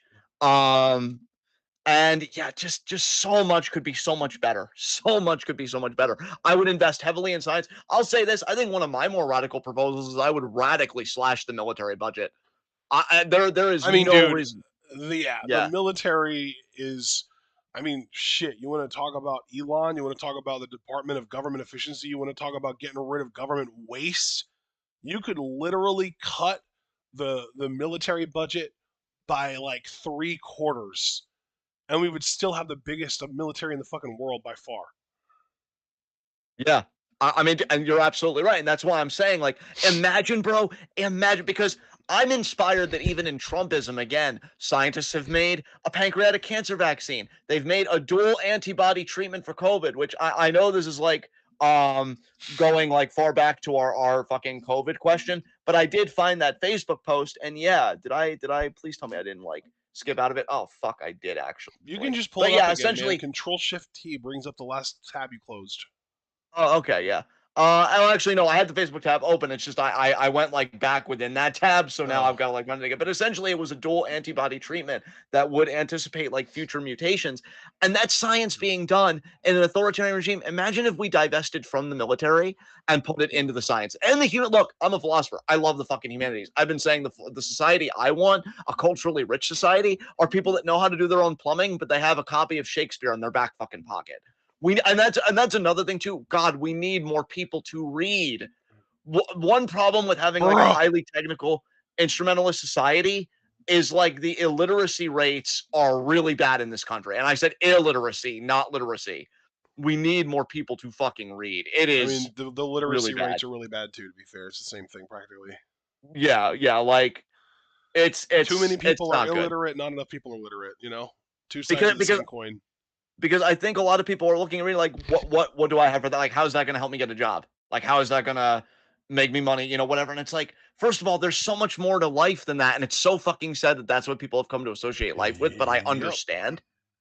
And then it's like, Jesus Christ, like, of course you're going to want to like have literacy because God, it's a lot. I feel like I was about to give myself an aneurysm. I had to stop myself. But all of this to say that nothing that Ash and I have said the last 10 minutes or so is really like radical, like frothing at the mouth communist. I could do that for you, believe me. But I feel like everything we're saying, a functioning democratic socialist society could do it. So you don't even have to be like, oh, the communism's never gonna happen. I know, okay, kill me. But yeah, an AOC or a Bernie with the right government behind them that actually supports them, which I'll tell you this too. Trumpism 2.0 is going to be studied for decades, if not centuries, like Ashton said earlier about COVID itself, because that has fundamentally changed both the perception of governance in the US and how governance is done in the US. Because I'm telling you, if I was a Democratic Socialist candidate that had a Trump like temperament, I wouldn't even give a shit. I'd be like, hey, start doing this shit now or I'm cutting your funding. Either you reinstitute DEI and you stop this discrimination shit or I'm withholding your funds. Use that fucking shit for, I mean, really, honestly, because what we're seeing is this was all an illusion. This whole balance of powers, all this, it was all theater. It was all fucking theater. Look how quickly everybody's folding when he's like, oh, we're doing this. Even when executive orders, to be clear, are not laws. They're interpretations. There are things that you'd like to do with the law. There are, things you'd like to do going forward, but they're not legally binding, but everybody's acting like they are. So all of it's fucking theater. So imagine if you're doing theater for pro-leftist causes. Hey, either you reinstitute free school lunch for kids or I'm going to do this or that or that. Like, honestly, I'd be like, okay. Like at this point, I am so far gone and so far fed up with the bullshit. I'm like, if anybody would want to use that power for that, fuck yeah. Fuck yeah, because kids shouldn't be going hungry. People should be getting a quality education. We should have fucking clean air to breathe. And it just keeps getting worse. So yeah, I mean, I hope the Democratic Socialists can do something. I think AOC, this could be a really formative 4 years for her politically. But the question is, because it is an authoritarian state, will it fucking matter? Because I'm telling you, like we're seeing in Turkey right now, there are uprisings against that government.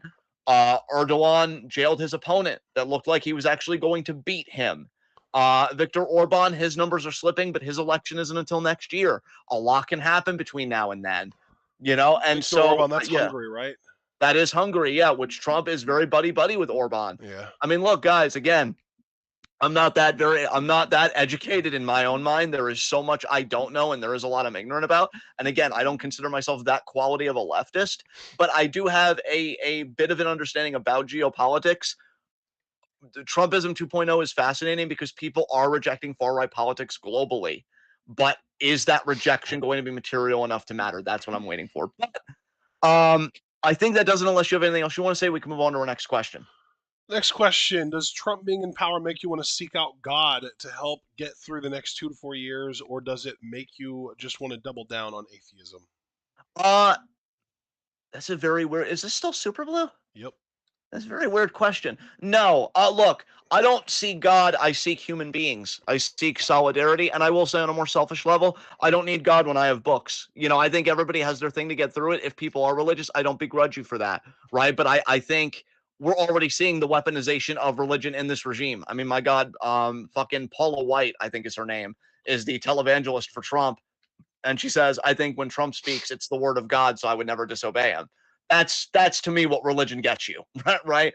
So, it's funny, Super Blue, when you say atheism, because I'm 33 Well, he now. didn't use that word. I rephrased his question a little bit. I'll read his exact question. Okay. Here we go. Does the orange dumbass being in power make you want to seek out God to help get through the next 4 years or at least the midterms, or does it only make you double down on not believing in God? That was his exact words. No, I think, I'm not a teenager anymore. Thank God. And so, I don't have that edgy atheism anymore. And really, I don't even know if I would say I'm an atheist anymore. I think all the philosophy I've read, at the very least, I'm a bit of an agnostic, but I lean atheist at the end of the day. Just because I don't believe in any anthropomorphized sense of God. If you want to talk about divinity in the sense of, hey, do you think the cosmos is a living organism, or do you think nature? Like, are you pantheistic? Then I'd be willing to sit with you. But like Christianity, Catholicism, like fuck all that. I'm not in the mood for any of that. when I think about atheism, it's funny because my all-time favorite philosopher, like anybody that cares to know about me philosophically, I won't go John, 5 I minutes have to with them. pee really bad. I'll be back in a few while you talk. Okay, yeah, perfect. Because you know my motor can go all night. So, yeah, anybody that wants to know me philosophically knows that one of my favorite philosophers is Gilles Deleuze, and he was a philosopher of what we would say immanence, which immanence is everything inside the world. Metaphysics of transcendence postulates something beyond the world, a supersensible realm, a realm beyond the sensuous, right?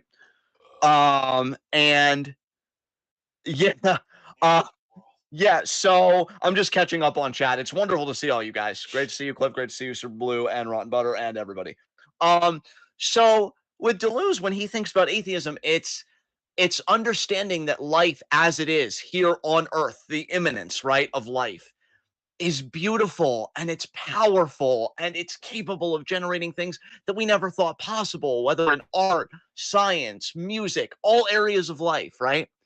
And that's what I believe. Like my atheism is in the sense of I don't believe in a God, in a super sensible entity. I believe in what the sensuous is capable of producing. I believe in what the earth is capable of producing, both in terms of human solidarity and just possibilities for living and new modes of life.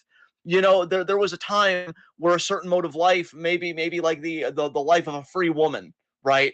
Or a free black man would have been inconceivable, but we did it here on earth through revolution, organizing, agitation, and then, yeah, finally government capitulation, right? And yeah, that's what I believe in. I believe in the earth's possibilities. You look at again, because now that I mentioned slavery, I've been very slowly. I really need to get back on it.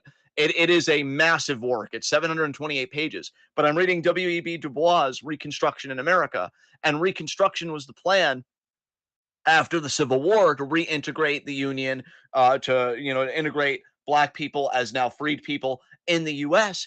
And the one thing you learn about slavery was it was a land aristocracy. It was a land aristocracy where a small percentage of white Southerners had all the wealth concentrated. Does that sound fucking familiar to anybody else?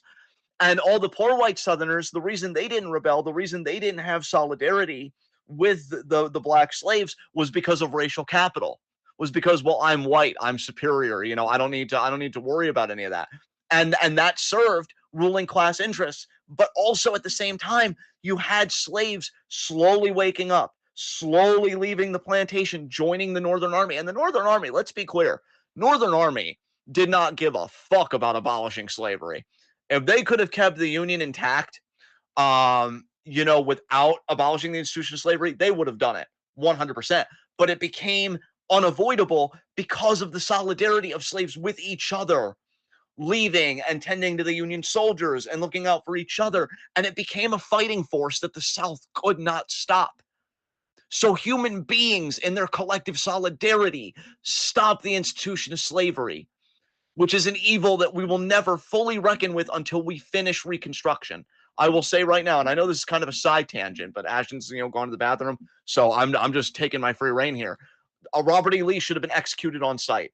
Assets of any Confederate soldier, any major Confederate official should have been confiscated and redistributed to freed slaves. Southern senators, governors, whatever that really supported secession, they should be challenged, if not straight up expelled, honestly. From, Reconstruction was such a radical project, and us not finishing it has fucked us for over a century. Like, it's insane. But more to the point, Super Blue, human beings did that. Human beings did that. Human beings found solidarity with each other to fight an abominable institution. Human beings defeated the Nazis. I'll never forget the Soviet testimony I read when the Soviets came in and they liberated one of the camps. I don't know if it was Dachau or Auschwitz, and the people were crying. And the Soviet soldiers, they got choked up and they realized, I need to send all of these Nazis to hell. And they did. Human beings are capable of great evil. That's why I never want us to dehumanize Trump and Musk in the sense of trying to make them something other than human. They're not gods, they're not monsters, at least, not in that sense. They are human. They are a mirror to show us what we are capable of at our worst.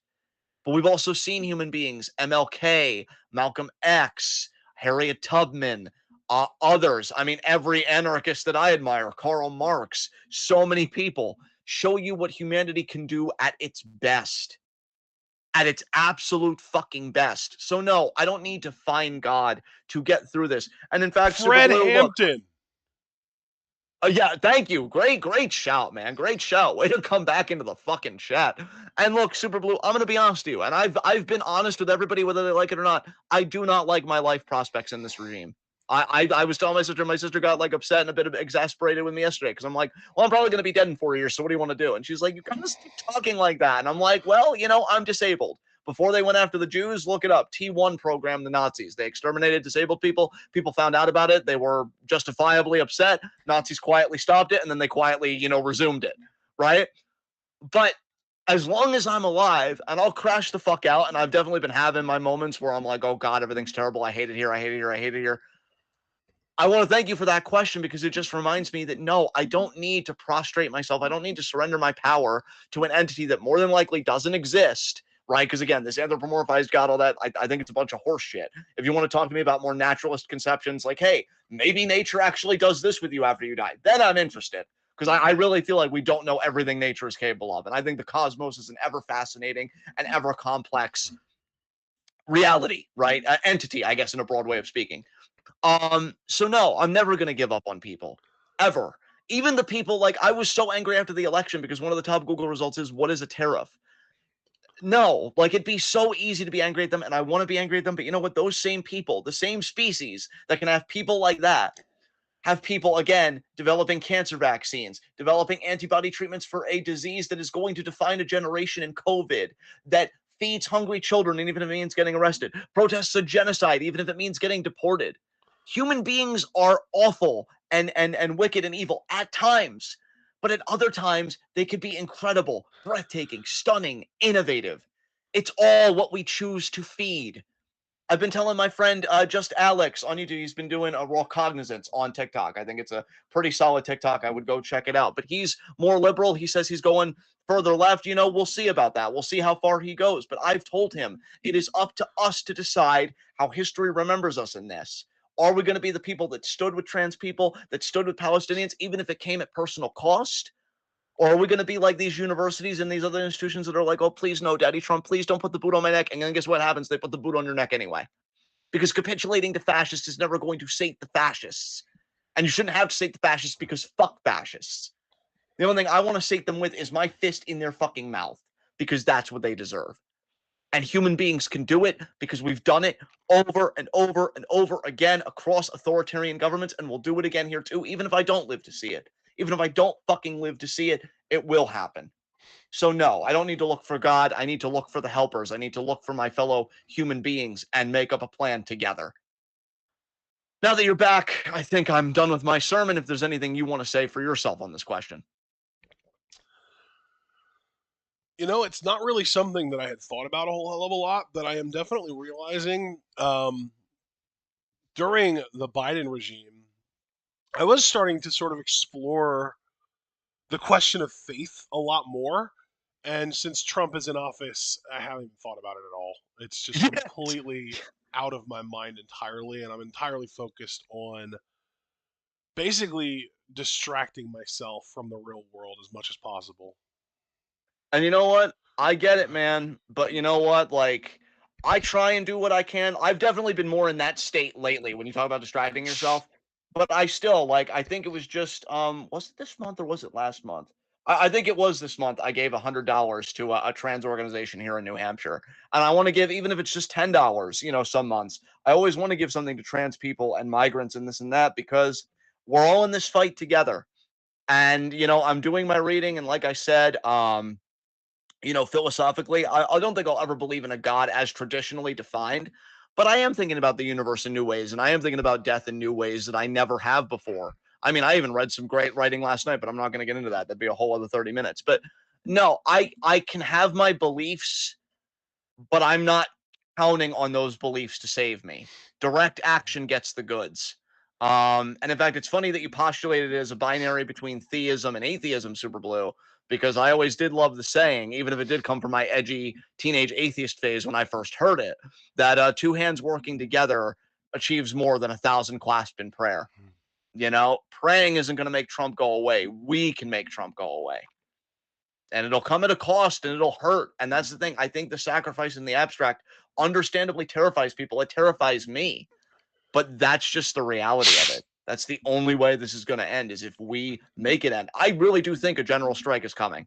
I really do. And maybe even again this summer, I could see a general strike happening. I just worry what that general strike could be the pretext for this regime, particularly again, like, martial law and stuff like that. But yeah, no, it's going to be us. It's going to be us, Super Blue, together. And then, Super Blue, that even includes LA Knight if he gets that stick out of his ass. It's going to take all of us together that really don't like this.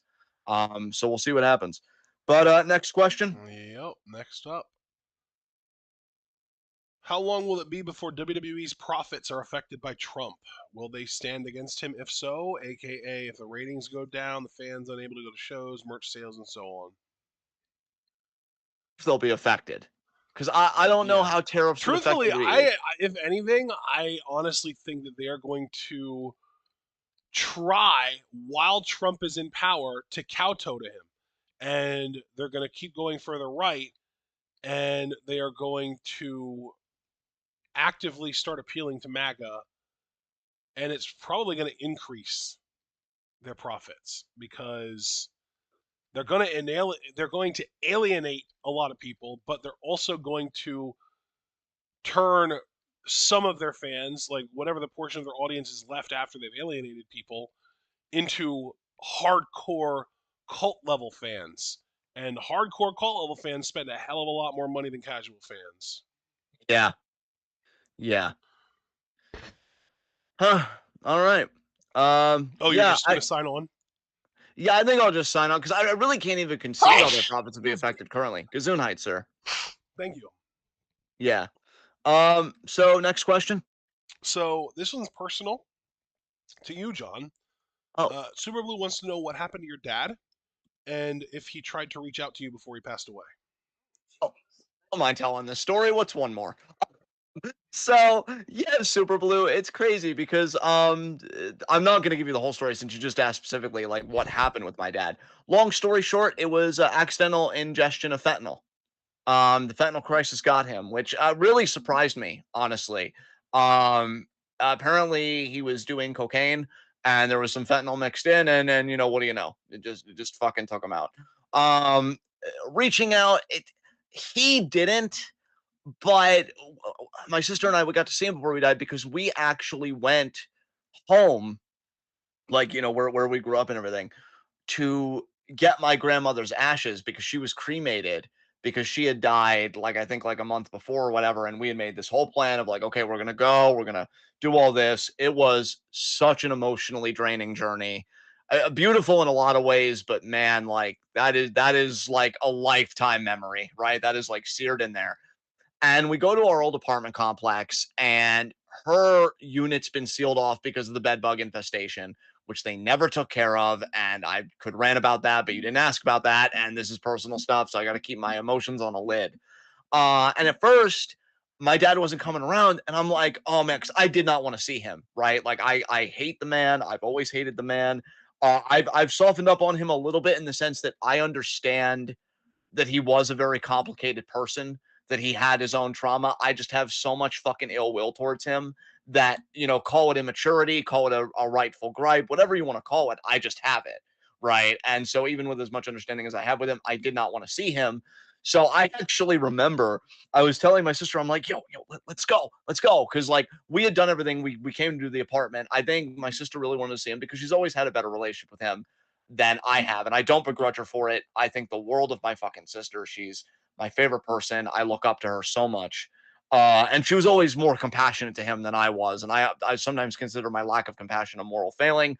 But then again, he once told me that he started doing heroin because I was born with CP. So, make of that what you will. So she wanted to like kind of wait for him. And he comes around the corner and he says hi, and he like asked me to hug him, and I did. And I guess in hindsight I don't regret doing it. I mean, he looked like shit.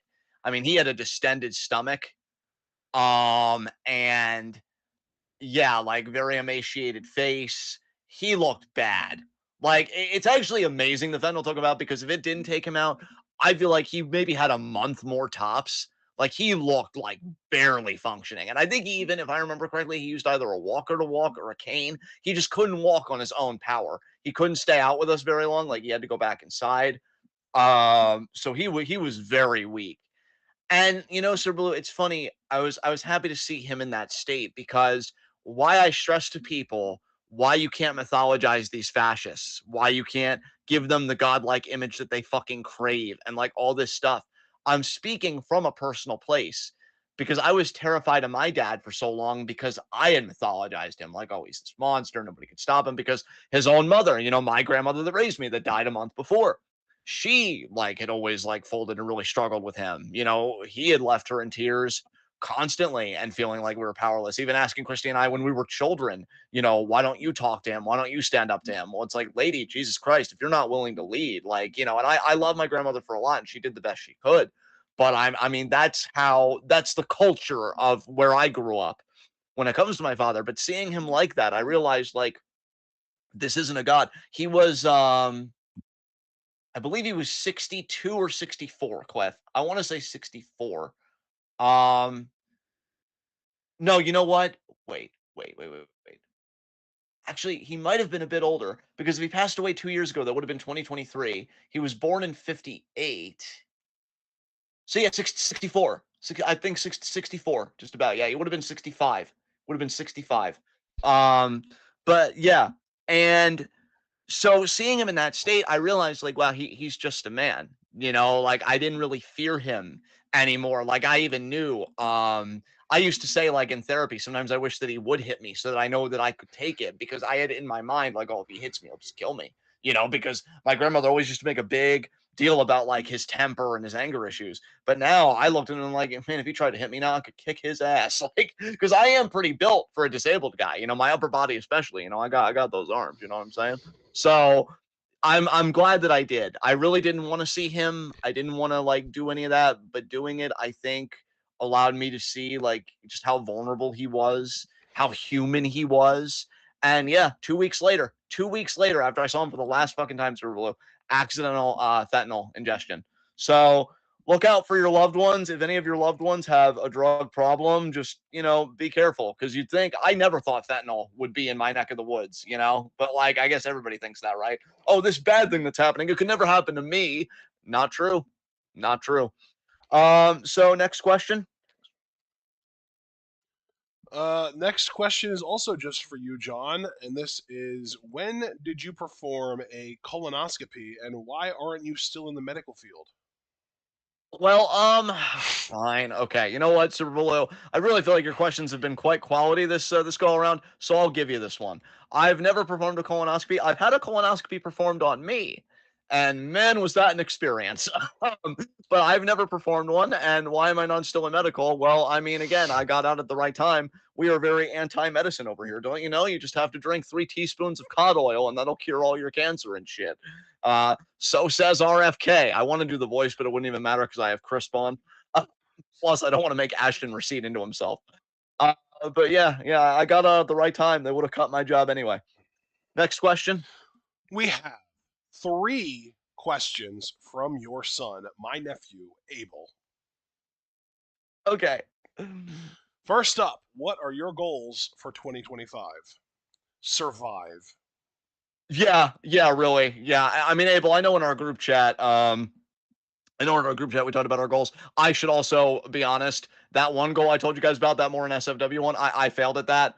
I'm kind of still failing at that because I know we're all talking about like our coping mechanisms and just doing our own shit. Yeah. I broke. This administration broke me. This regime. I don't even want to call it an administration. That gives it too much legitimacy. This regime broke me.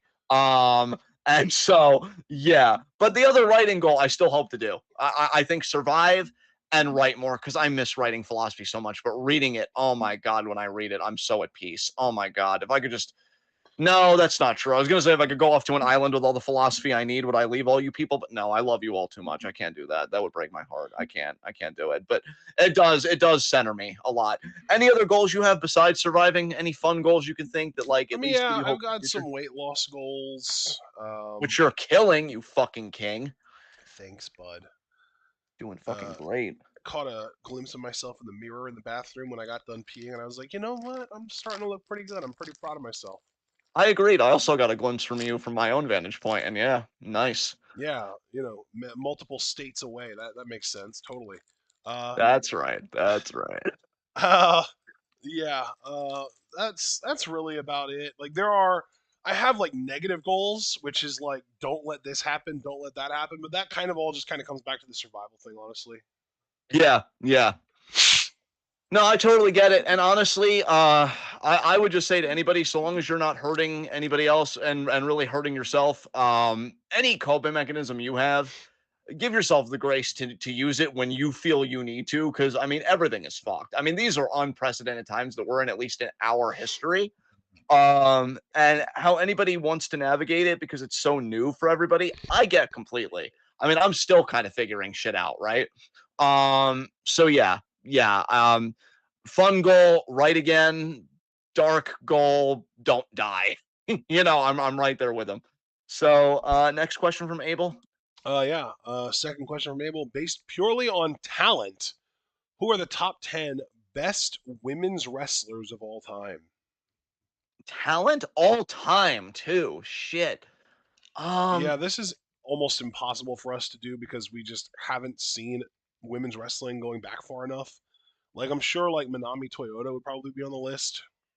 definitely. Definitely she would be. I To think, be low honest, yeah. key, I do think Mayu and Io, bare minimum, both belong on the list as well. I was even gonna give your girl EO like top five even. Like I think yeah, she's generational. Mayu too, honestly. You are I right was gonna about say that. the She's fact that he said based purely on talent, we should probably rank Mayu higher than Io because Mayu is a freak. yeah. Yeah, she is. Honestly, yeah. I'm kind of sleeping on her a little bit. You're right. You're right. She's crazy.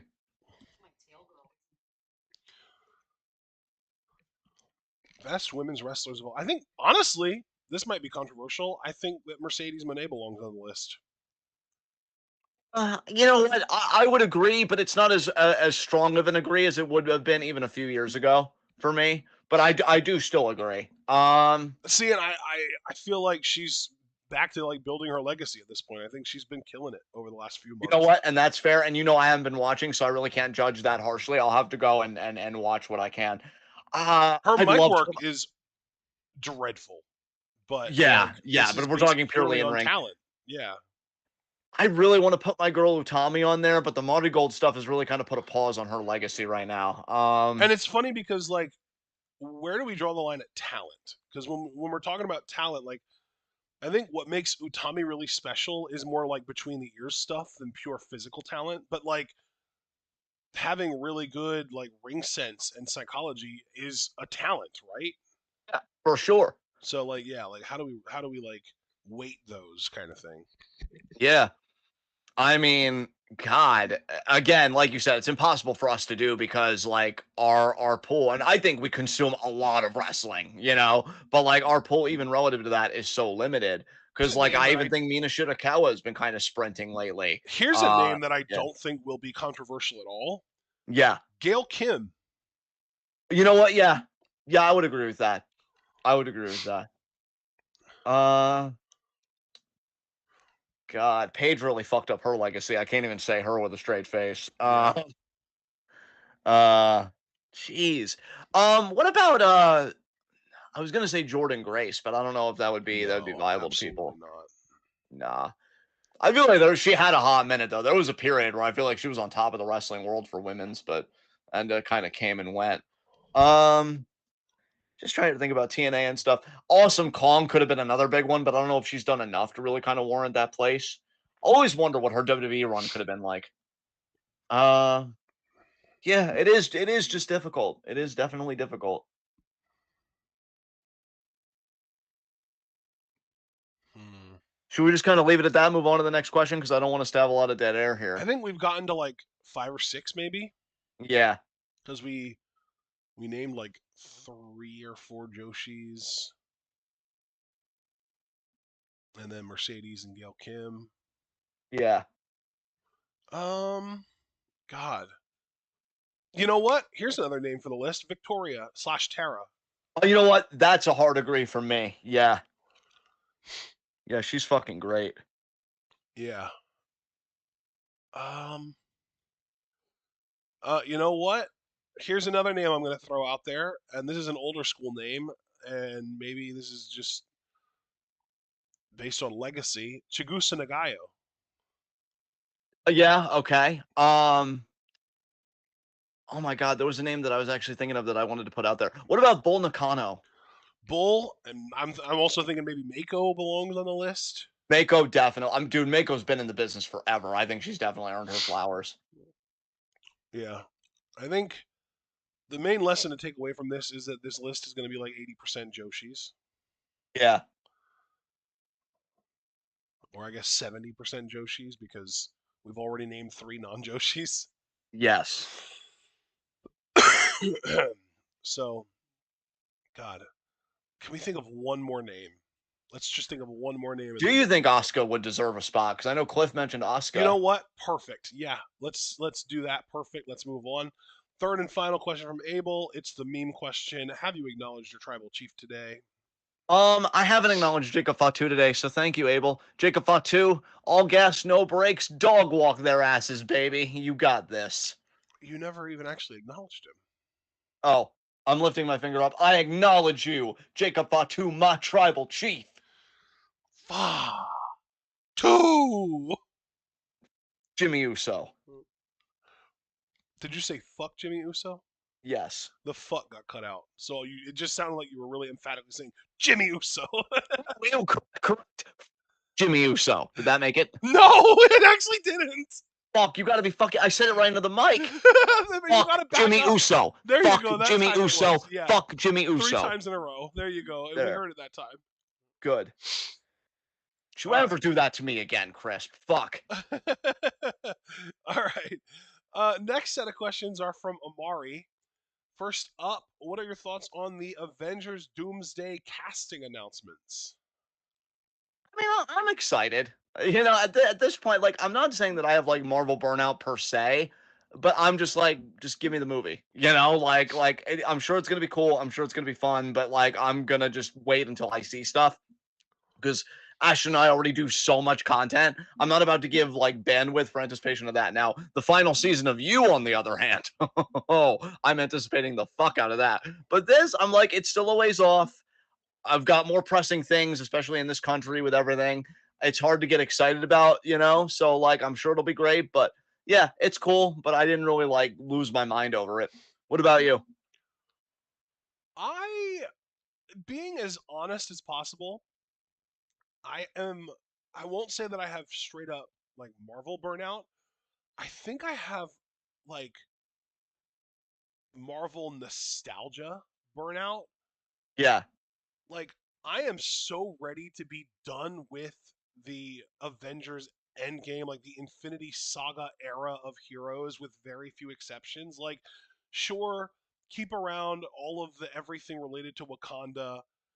If you want to keep around Stephen Strange, sure, but I'm not even like that's not even mandatory in my mind. You got to keep around Spider-Man. Tom Holland is fantastic. Everything else, though, I'm cool with them doing away with. And like to take it a step further, I hate that they're bringing back the fucking Fox era X Men, especially like the OG Fox era X Men. If you were gonna bring back Fox era X Men, give me James McAvoy, god damn it. Give me yeah, Nicholas Holt, god damn it.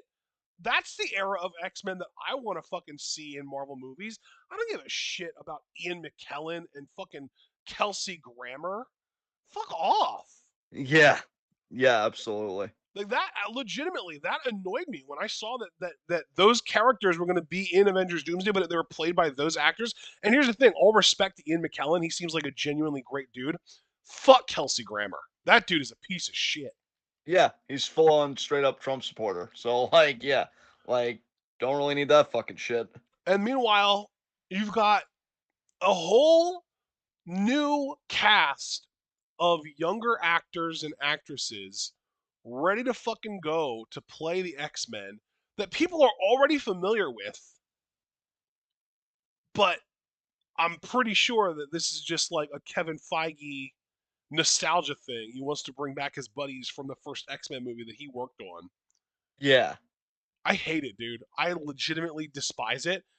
And all I can do is just hope that after Secret Wars, we get recastings for all of these characters because Secret Wars is supposed to be like a reset of the whole MCU. Oh, okay. Nice. That's my main hope because I want a young, and this is another problem I have. I hate the casting for the Fantastic Four. I haven't griped enough about that publicly. Uh, I wanted a fucking mid-20s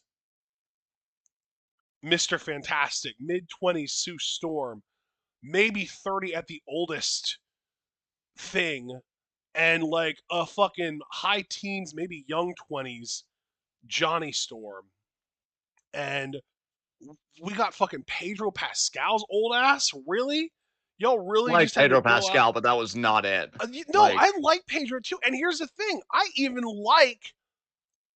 I like all three of the male actors that they got, and I have no negative things to say about the woman that they got to play Sue Storm.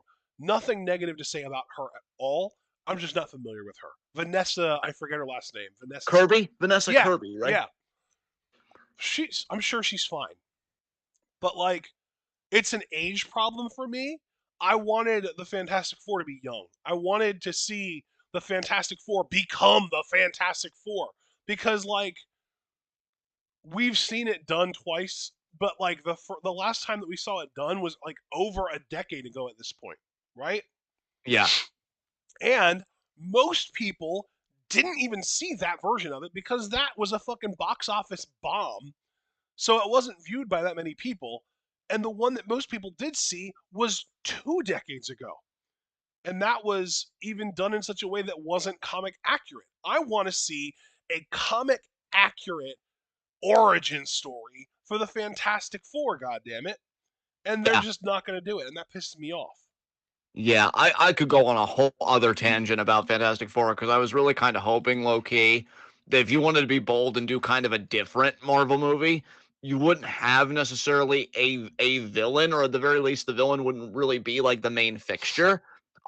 This would be taken from a Fantastic Four comic, I believe, from the '60s, where they go into space, they get the powers, but then they discover the rest of the team that Reed, Dr. Richards, he kept these journals pretty much admitting that like he planned the whole thing because he saw how the world was changing and they needed good people with powers. And who are the people I could trust? And obviously it was his cohorts. It's like, I know, for example, Ben Grimm, like he's one of the best people I know. He's incredibly honest. Him with powers would be incredible. And he does have this guilt about like because he didn't know that the radiation and everything in space would affect them the way that it did. And then the rest of the team, they find these journals and they get so pissed at Richards, understandably, because it's like, you did this without our consent. I would have loved a movie like that because it would have been so bold, because it wouldn't have necessarily been like a villain of the movie that you have to save the earth from. It would have been this team coming together and like, how do we trust after being violated like this? What do we do? And then maybe you have a threat come in as kind of a solidarity exercise, but I still wouldn't want to make them the focal point. I would want to make Reed Richards and his treachery, his deception, the focal point. That would have been the Fantastic Four movie. I would have sang my teeth Yeah. into it and been like, oh my I feel God. like they've missed such a huge opportunity with this. And maybe they'll make that movie at some point, but I feel very doubtful about it because this first Fantastic Four movie is like their one shot at making a first ever MCU Fantastic Four movie. And they're going the route of like, they're already established. Everyone already knows who the Fantastic Four are. They're celebrities. And I'm like, who asked for this? I mean, here's the thing. I shouldn't even say that because I'm sure there are people who wanted this. I'm sure there are people who preferred this, but I just have this totally different vision in my mind for what I would have wanted the first ever MCU Fantastic Four movie to be, and it's nothing like what we're getting. Bro, I mean, you can vouch for me here. How much did I like rave about that we were getting an MCU Fantastic Four movie? We I both did, was, dude. We both did. We yeah, were both super stoked about it. yeah, and like I gotta say, I'm a bit underwhelmed, especially like, look, Robert Downey Jr. is great. His personal story of overcoming addiction and the movies he's done since, great. I wish nothing but happiness and good things for that man, truly. I didn't want him as fucking Doctor Doom, man. Dude, the moment that announcement was made, my hype went from like a 20 out of 10 because I was in. to, I would say, maybe like 6 out of 10. I'm like, it'll be good, I'm sure, but it's like, whatever. I just felt like it was so lazy and uninspired casting, and I'm like, you could have gone so many routes. I mean, whatever happened to like making? I feel like we're talking about wrestling again when I say this, but whatever happened to like making stars? Like That's give what the somebody a MCU used to do too. That's the thing is like, God, I mean, don't get me wrong. Robert Downey Jr. wasn't exactly a no name when they got him, but like they basically saved his fucking career. yes, And 100%. like Chris Evans wasn't a no name either, but he wasn't Chris Evans before he played Captain America. Yes, And like Chris Hemsworth was a relative no name before he was Thor. yeah, Like the MCU used to make fucking stars. yeah, and now it's Nobody, like, I yeah, shouldn't say nobody, but like I'm exaggerating and you should all know that by now. Nobody heard of Chadwick Boseman before he was the Black Panther. yeah. Rest in peace. Rest in power. I fucking miss that dude. Holy I shit. miss I miss him too. You want to talk about a guy doing other MCU projects that I would have followed? Chadwick Boseman was that dude. I would And you know love what? to know what he's doing right now. I'll even give Marvel credit. They have made some stars recently. Simu Liu has gotten so much more work since his first role as Shang-Chi, and he deserves the shit out of it. He's fantastic. I love him. Yeah, definitely. But like, God, man, like, I feel like Eternals was the turning point because that was when they just were like, oh, let's just go out and grab all the A-listers and just slap them on the fucking movie poster. It was like Salma Hayek and Angelina Jolie and fucking Kumail Nanjiani. Like, what are you doing? Yeah, I was so, like, I even the trailer. I'm like, You would think they would okay, learn. Like, that movie was a disaster box office wise. Nobody went to see that fucking movie in theaters, yeah, despite all of the star power that was in it. yeah, really, yeah, And like you would just think that they would learn like star power is not going to put butts in seats no matter fucking what. The thing that puts butts in seats is a compelling story that people want to go to the theater to see. exactly. Oh, next question, I guess. Yeah, next question is from Amari again. Thoughts on the concept? Oh, this is actually super fitting. Thoughts on the concept of nostalgia and how it's being used both politically and culturally. I think we more or less answered the cultural part because of the microcosm of the MCU currently. Politically, nostalgia is weaponized for fascism. Yeah, Always. You truly. know, Like yeah, like literally, they're like, oh yeah. It's like South Park actually did a great job of covering this with member berries too, actually. Because it yeah, starts as member Star Wars, member Darth Vader, and then it becomes, member segregation. You know what I mean? Like yeah, it's yeah, it's fucking awful. Like it's literally like they're harkening back to when people want to believe that things were better.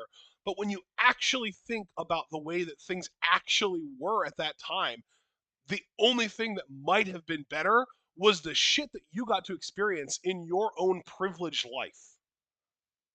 exactly. Exactly. I really I can't really add anything to that. That was perfectly said. Next question. Mm. Third question from Amari. What are your thoughts on media theory? Uh, Look, so I wish Amari was in the chat because I would ask like specifically like how media affects us. Media theory is a framework for analyzing and understanding how media shapes our society, culture, and individual experiences, focusing on both content and the medium itself. Oh, I absolutely believe it's legitimate. I absolutely it's a legitimate study if that's what we're 100%. asking. Yeah, like Yeah, it's literally media shapes culture, period. In a world where media is as prominent as it has been, I would say for the last century plus, media shapes culture. I mean, just to give a very like specific like niche example, I remember decades ago, you know, when I was in school, I think elementary school, we read about how the Nixon Kennedy debate was so significant because it was the first televised debate, and when they surveyed Americans afterwards, it was fascinating because those that only listened by radio said they thought Nixon won the debate. but those who watched on TV thought Kennedy won. And so I think when you look at these mediums, Do you know what's particularly so funny about that to me, though? what's that? It implies that Nixon had the better talking points and that people just liked Kennedy because he was more attractive. Yeah. And like fuck Nixon for Yeah. sure. But Fuck both of I them, frankly. yeah, I mean, look, I've listened to Nixon interviews and I could see why people would favor him on radio because he very clearly like had an intimate knowledge of geopolitics. That knowledge just didn't lead to anything good. Oh, so it's like, yeah, that guy's making a lot of sense. Whereas Kennedy, it's like, oh, he's so dreamy. Yeah, just wait till his brains come out of his mouth. And so yeah, like we have to look at how mediums evolve and how they form politics. I mean, it's been a study of critical theorists for decades how aesthetics form politics, and to go back to media, media is just aesthetics having both a matter and a form, right? And so yeah, when we do that and we amplify those messages, yeah, it's going to shape people. I mean, how many people are following Logan Paul or listening to Andrew Tate and getting their ideas of masculinity from Andrew Tate or thinking they could be an influencer like Logan Paul. Like this is the worst. Like capitalism in itself is always bad, right? That's always been kind of our message here. This is the worst iteration of capitalism by fucking far. Like I am just seeing it and I'm like, Jesus Christ. But that's because social media is now the dominant media, and I think it's shaping so much public perception, personal relations, everything. So yeah, media theory. I think not only is it a relevant form of study, I think it's never been more relevant than it is right fucking now with what we're seeing happening in real time. So yeah, definitely thumbs up to it. Yeah. Fourth question from Amari. What's a guy in wrestling that you used to hate and now love, and vice versa? I feel like we get this question often from people. We do. I just wish I always had like a ready-made answer. I like Miz a lot more than I used to. I used to hate Miz in the early 2010s. Now I have a lot of respect for him, and I really do think he's a workhorse and a definite constant in that company that will do whatever's asked of him. So Miz is the big answer. I have a Um, great answer. Guy that I used to hate that I now love, Randy Orton. there you go. I There you go. fucking hated Evolution Randy Orton, the cocky motherfucker. I was a teenager and I had a fucking high school teacher who reminded me of Randy Orton, and I despised them both. Oh wow. Yeah.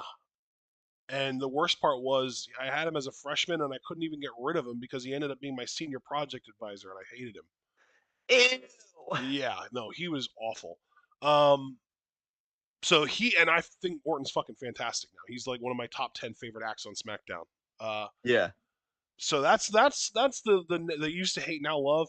As far as someone that I used to love and now I hate, that's probably tougher. Do you have any answers for either one of these, John? That is tougher.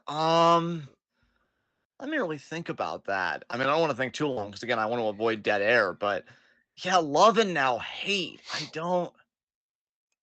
There was a time that I really liked Del Rio, and then not just the personal stuff, but like the I matches have were an just answer. very repetitive. So Yeah. maybe that would be a good answer. I know. For me, I'm more liable to answer this question than you because I know I've really backed some shitters in the past. I used to like Vladimir Kozlov. Dude, Um, Cody. Cody, yeah, Cody's my big answer for sure. Cody should have never left WWE. You could have kept me in that trance for fucking years, and then you just had to go and expose yourself in a wrestling way. Ugh.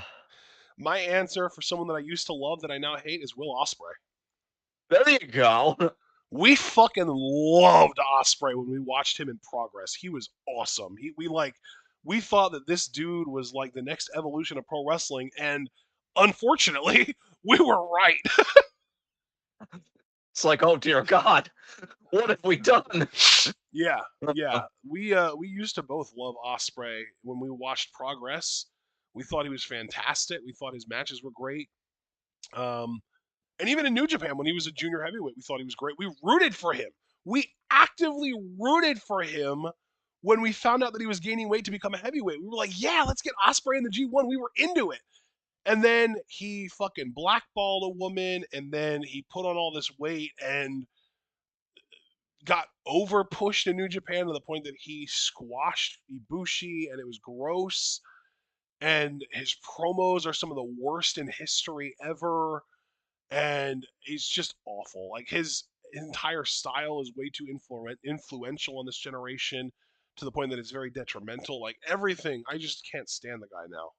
I consider anybody that uses the word bruv unironically a red flag. And you can thank Will Ospreay for that, 100%. Yeah, All fair. right, next question. Yes, fifth and final question from Amari. What is y'all favorite and least favorite era in wrestling? Favorite for me, again, going back to that nostalgia and that bias, definitely Ruthless Aggression era. Just incredible. Least favorite, I don't know if you could call this PG era. I'm just gonna take a slice of the PG era and say the guest host era. That fucking sucked. Yeah, that was the worst. So, Holy what about you? Favorite shit. era and then least favorite era. I am just going to sign on to what you said about least favorite era because there is nothing beating that. Oh yeah, My favorite era of wrestling, though, is the mid to late 2010s nice. because Because we that would be had Summer of Lucha Punk and all that stuff, Underground. right? Oh, Lucha Underground, right, right, right. Well, no, it wasn't Summer of Punk. Summer of Punk was like, what, 2011, wasn't it? Yeah, so that would still be early 2010s, and you said mid to No, late. I'm So I'm yeah, thinking specifically like 2014 to 2019 is what I'm thinking because we had Lucha Underground. There were moments throughout that era that WWE was really strong, and we had Lucha Underground. That's the most important. That's the big part right there. Is we had Lucha Underground, I know and you you know didn't. what? I'm gonna even throw this out there. That's NXT's best era too. Yeah, and you know what, bro? I don't even know if this era like still counts because I know you didn't mention them, but you just got me thinking. Like, bro, I miss when we used to be so fucking hyped about New Japan. Fuck, that That's was the so other thing. good. New Japan was fucking great during that era too. We literally, God, dude, our first ever live reaction to a New Japan show was on January 4th of 2015. That yeah, era was fucking sick. Second half of the 2010s, we had Lucha Underground, New Japan was good, NXT was good, and WWE was occasionally getting it right. That is yeah. the best era that I have ever lived through in pro wrestling, period. Oh God, give it to me again. I'm like Kofi. I want to go back. It was my best year. It's true. It's so true. Fuck. Uh, Next question. uh, God, the really sad part is Trump was president for most of that time. We had the perfect escape hatch, It's true. and Wait, what? plus, and plus his first term had like establishment Republicans rather than all these loyalist sycophants. So like they kind of reined him in a little bit while still being awful. Plus, he didn't think he was going to win, so he had no fucking clue what to do about it. Exactly. Oh fuck. Our next set of questions are from Galatea. Okay. Actually, perfect transition into her first question. Compared to 10 years ago, how do you enjoy the NXT product today? Did you make a sound there? I did. I don't think I can replicate it. I just said Oh, I like think I heard it. I'm gonna try it. You went. yeah. Yeah, you sounded like a kitten stretching after a nap. Did you sound like that too, or was it just my inflection? It's your inflection, which, may I say, attained perfection. Oh Oh, shit! I wish my voice was more pliable right now. God, that'd be hot. Anyway, yeah, it's okay. Like, there are definitely some amazing prospects, but I don't know. Black and Gold just had a feel about it to me where it was like they really wanted to outdo Raw and SmackDown, and I don't really get that same energy from NXT today. I don't think I hated anything about NXT in the mid 2010s at all. Yeah, And there's a lot that I hate about NXT right now. yeah, And it's not, I can't say that the other way around. I can't say that, like, oh, I didn't really love anything about NXT back then, and I do love stuff now.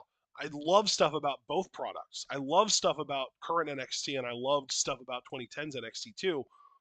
But that just means that 2010's NXT was better because it had all the good with none of the bad, and current era NXT has the good and the bad. yeah, yeah, Like 20, dude, literally 2015. Like if you go back to like early 2015, like the first takeover of 2015, yeah. was, I want to say, TakeOver Rival. Okay. That was February 11th of 2015. Listen to this fucking card, bro. Are you ready for this? Yeah. Hideo Itami defeated Tyler Breeze in 8 minutes. Yes. Baron Corbin defeated Bull Dempsey in 4 minutes. Nice, because that's when he was on that streak and just squashing people. Yeah. Blurfy defeated the Lucha Dragons for the tag titles. They retained the tag titles in 8 minutes. Nice. Finn Balor defeated Adrian Neville in 13 and a half minutes in a singles match to determine the number one contender for the NXT Championship. Damn.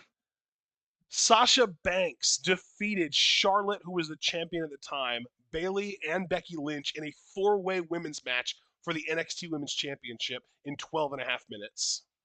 Wow. And the main event was a 23 and a half long NXT Championship match that saw Kevin Owens beat Sami Zayn by technical knockout. Amazing. That card is flawless. Yes. The next takeover was Takeover Unstoppable, May 20th, 2015. The first match was Finn Balor beating Tyler Breeze in 11 and a half minutes. That match was fucking incredible. I actually remember loving that match when we watched it. Yeah. That was the number one contendership match for the NXT Championship. Then we had a tag match. Bayley and Charlotte defeated Dana Brooke and Emma. I don't remember that match. If we want to, I can't say a flawless card because that's a flaw. Then we had Baron Corbin beating Rhino. Both of those matches were around 7 minutes long. Then we come back to Blurfy, who were still NXT tag champs at the time, beating Big Cass and Enzo Amore in almost 9 minutes for another retention of the tag titles. The semi-main was Sasha's win over Becky in her retention of the NXT Women's Championship, and that was the match that made Becky Lynch. It was fantastic. And then the main event was KO versus Sammy for the NXT title, ended in a no contest. Not Yeah. a flawless card, but still a fantastic one. Yeah. And the next show was Brooklyn, the first ever Takeover Brooklyn, which was main evented, or it wasn't main evented, but it was Bayley Sasha, the first Bayley Sasha Brooklyn match. And that was main evented by Finn Balor versus Kevin Owens. This was also the summer where Kevin would debut on the main roster to challenge John Cena and all that stuff. You have me figured out. You're gonna realize, oh my god. Dude, Fucking love Kevin Owens. this is what I'm saying. 2015 was a fucking great year for NXT, and there was even some really good WWE stuff. Because 2015 was also the year of Cena's US Open Challenge. Fuck. Yeah. Fuck, dude. Take me back. Obama was president? Fuck. Yeah. Oh my god. Take me back, goddammit. Definitely. Yes, Super Blue. We reacted to every takeover, every single one, until 2021 when they did fucking Nemeth retaining the title. Even once. TPA Cliff said the bad stuff was so bad though, and it was bad, but it was bad in an amateurish way, not in an offensive way, the way the bad stuff is now. Yeah. You want to go back to the Authority? You know what though? The Authority were good, effective heel figures. Yeah, and honestly, I really wish they would have handled Sting's WWE run better, because how he debuted to screw them over, well, not screw them over, but to right their wrongs at Survivor Series really was well done. It's just they completely fumbled the ball after the fact. God, you have fucking Sting, which, I mean, say what you will about Sting, but he is iconic in wrestling, and WWE's just okay, job to Triple H, put over Seth Rollins, that'll be about it. Bro, if I remember correctly, the next year Kevin Owens won the Universal title because of Triple H's help. Yeah. Yeah. Yeah. Like I said, NXT was hitting on all cylinders. We had Lucha Underground. New Japan was great still. And WWE got things right occasionally. WWE was by far the most flawed product that we watched, but they were still getting things right about as often as they fucking do now, for fuck's sakes. Yes, agreed. Okay. Next question from Gala. Are there things from the Black and Gold era you would bring back? Um, really, just for me, this is gonna be a weird answer, but for me, production. I feel like Black and Gold had much better production than this current episode of NXT. When you think about like the deep dives, they would. How often have I said, bro, in this era of NXT, I wish they would do the either the locked in they used to Yeah. call it or whatever it was, where you do the deep dives on the feuds or at least the individual performers. I would love that again. Like the idea of like doing a video package where you go, say, to Roxanne's old stomping grounds and like how far she's come, or Tatum Paxley and her life before, maybe a match where she finally wins a championship. The production of Black and Gold would get you hyped. Still one of my favorite video packages of all time. I actually watched this several months ago and I still got goosebumps. Was the DIY video package they did, talking about like, them as a tag team and then Tommaso's betrayal and just this is my moment, and it goes from Johnny Gargano in the ring, but then it switches to Tommaso, and he's surrounded by all those Gargano emoji signs in the crowd.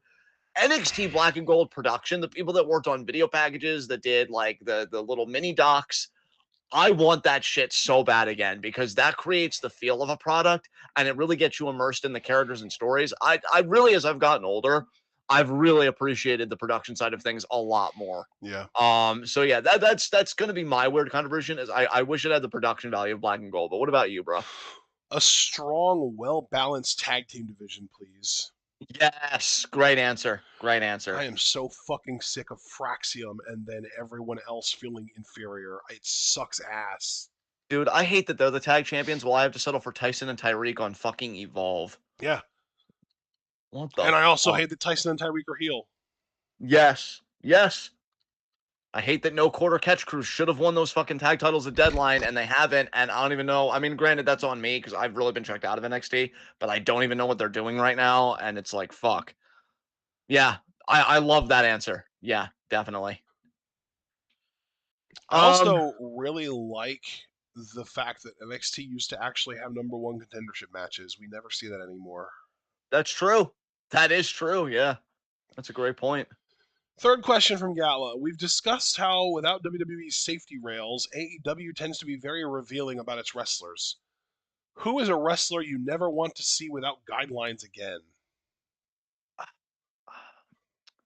I feel like there was a time I would have had an answer for this, and I feel like I'm blanking now. I have an answer immediately. It's Jon Moxley. Yes, yes, great fucking answer. Great, Jon great Moxley fucking is a answer. very talented professional wrestler. He's really good in the ring when he wants to be, at the stuff that matters, like not injuring your opponents and stuff. He's a fantastic talker, but for the love of God, this dude's mind for the business is mush. Get him a writer, get him bookers, get him literally just any help. Please stop letting him make his own fucking booking decisions. It is awful. Stop letting him blade when he wants to. Stop letting him come up with his own spots. For the love of God, please help this man by forcing him to not make his own decisions anymore. Not gonna beat your answer, so I'm just gonna concede that right away. And I hope my answer is okay for people, but it's just the best one I can think of. Chris Jericho. I think for the same reason that you say about like people that shouldn't have their own creative, I don't think he should have his own creative. And honestly, and this is gonna be maybe insensitive of me. If anybody wants to call me in, I deserve it maybe. I don't think WWE with their safety rails, because I'm using that in a very robust sense. I don't think they'd let him perform looking the way that he does. He looks so out of shape, and you can see it's finally catching up to him because we saw the compilation that Abel posted in the Discord a while back. That God, if I were to watch it now, I'd probably pop all over again because it has that cope being like AEW is where the best wrestle and AEW makes wrestling fun, and then it just goes to every Jericho botch. No, like I think the safety rails would be you're not gonna wrestle like that. Get back in fucking shape. Get back in fucking TV shape.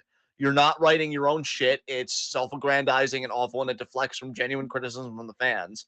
And yeah, maybe it's time to even reduce your workload. You're older now. The stuff's not hitting. Let's go. So again, I maybe am taking liberties with the term safety rails, but like somebody's got to come in and check this fucking dude. So yeah, you say Moxley, that is the best answer. I would say Chris Jericho after him. Like Honestly, he's I terrible. don't know if there's anyone in AEW that I'm like, oh man, this person has benefited so much from the sort of freestyle, free flying, unguided style of AEW's television product at all. I think just about everyone in AEW would benefit with more fucking guidance. Legitimately. Like, maybe Hangman. Maybe Hangman is the one exception where this is a guy that's like, you know what?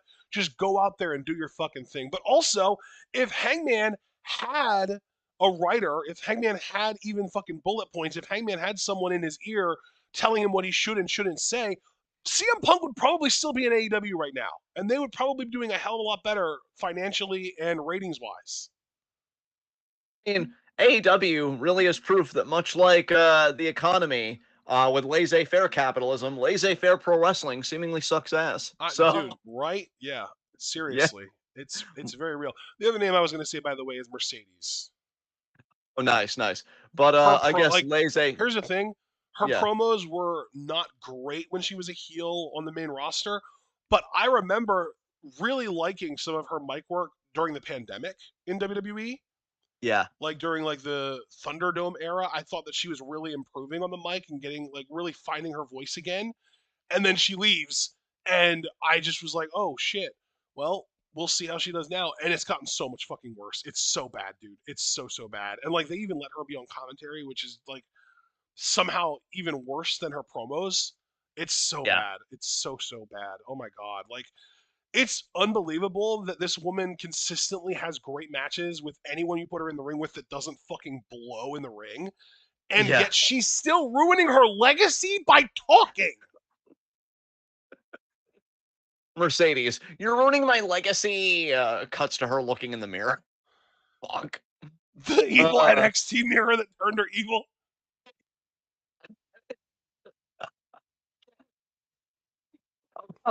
I sucked too hard internally. I didn't even share it with all of you.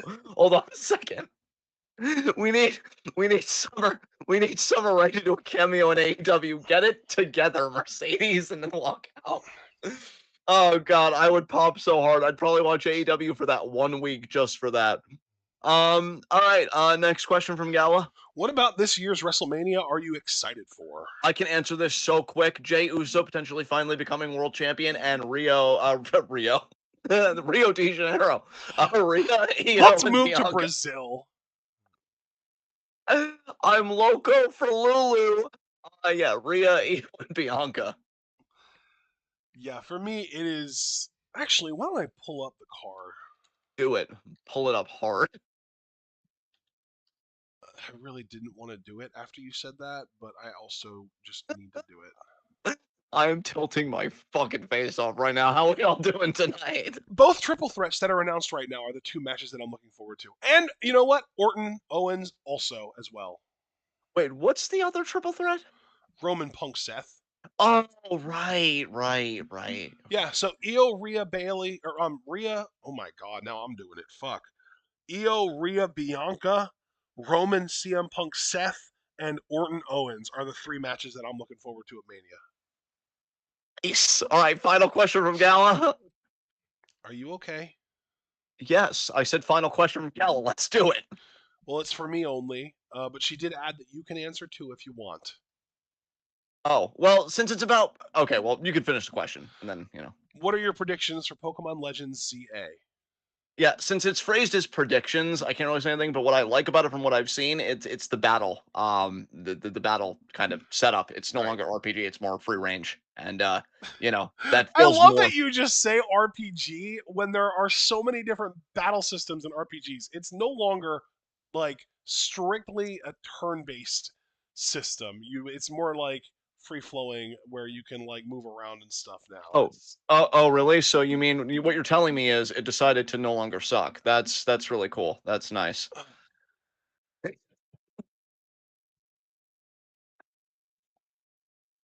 Sign the mic because I want to. That felt good. Oh, that felt nice. All right, what are your predictions, bud? Take it away. Well, I don't know the story to XY, so I can't really make story predictions. So I guess I can only really predict. I don't even know. What can I even predict about it? I guess starter types. I think Mega, or not Mega, I think uh, Colossian Meganium is going to be Grass Fairy type. I think Colossian Feraligatr is going to be Water Dragon. And I think Colossian. What was the fire type starter again? Tepig. I think Colossian Embor is going to be Fire Steel. That's my official prediction for the starter final evolution types. I don't really know if I can make any other predictions, honestly. XY is Kalos, right? Yeah, I okay. actually thought so because I Yeah, think it I saw a is. little bit It of it. is. Yeah. Okay. Um, Here is a real prediction that I have that has nothing to do with like the kayfabe of the game. It's strictly a meta prediction. I think that on Wednesday, when they reveal the Switch 2, we're going to get game footage of Pokemon Legends ZA on the Switch 2, and it's going to be way better looking graphically than the one that they've been showing. Nice. Yeah, I'm actually really excited about it because, dude, I don't know if you realize this, but like the Switch 2 is significantly more powerful than the Switch. Not like 10 times, but like 5 to 8 times more powerful than the Switch. Nice. It's exciting because the current Switch can do 720p handheld and 1080p on a bigger display if you dock it. And even if you were only 4xing the power, that would be enough to achieve 4K on a bigger display. And like quad HD, QHD, like 1440p handheld, I don't think it's going to be QHD handheld because they're going to want to like uh what's it called? They're going to want to like turn the frequencies down. They're going to want like not undervolt, but like underclock. That's the word. They're going to want to underclock the processor so that it runs cooler when you're in handheld mode, so that it doesn't overheat, basically.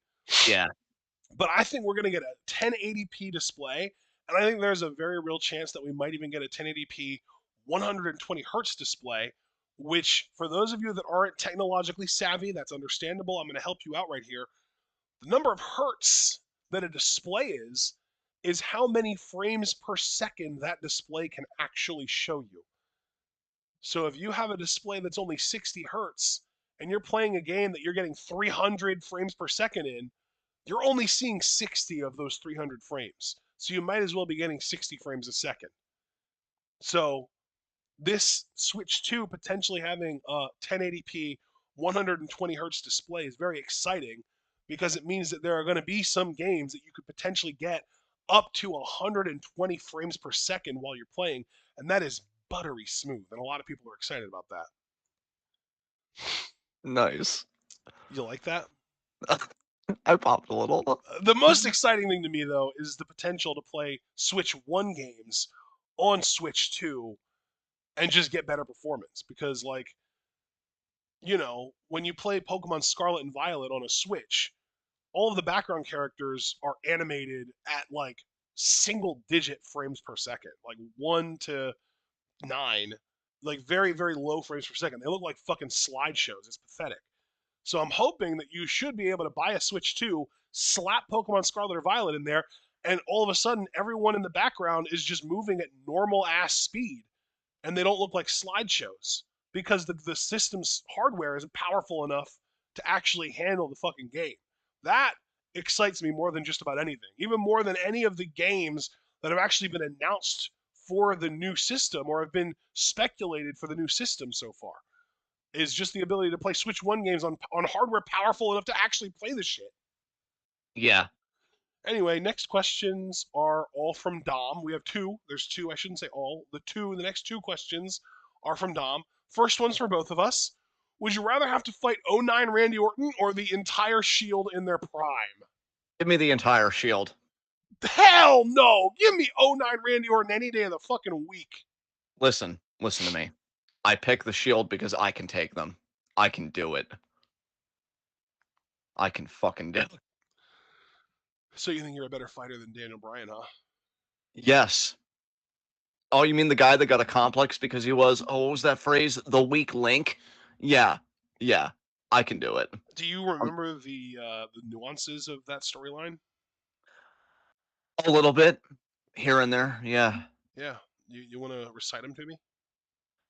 Uh, when you say nuances, like how the story was put together or what? Like, let's Well, just. what led to Daniel Bryan's weak link thing? Well, I mean, it was because him, Kane, as part of because Team Hell No was a thing at the time, and Randy Orton, I know, was a part of that story. Oddly enough, they lost a match to the Shield, and Bryan like took it on himself. Maybe even because he ate the finish. That I don't really remember. And he was desperate to prove that he wasn't the weak link. That's when he had that amazing SmackDown segment where he 1v3'd the Shield and proved that he wasn't the weak link because he kind of flexed on all of them. And look, that was cool and all. And then they finally did beat the Shield and give them their first loss, which was a weird team for the Shield to lose to. But yeah, I believe that Bryan actually got the submission finish potentially for them, so he even like handed them their first Yeah, loss. he made Seth Rollins tap out. Yep. Yeah, I could make Seth Rollins tap out. I have no doubt about that. So yeah, give me Prime Shield. I can I'm do it. just saying we have literally taken to referring to anytime a team, whether it's two people or even more than that, makes it feel like their numbers are greater than they actually are. We've literally taken to referring to that as pulling a shield.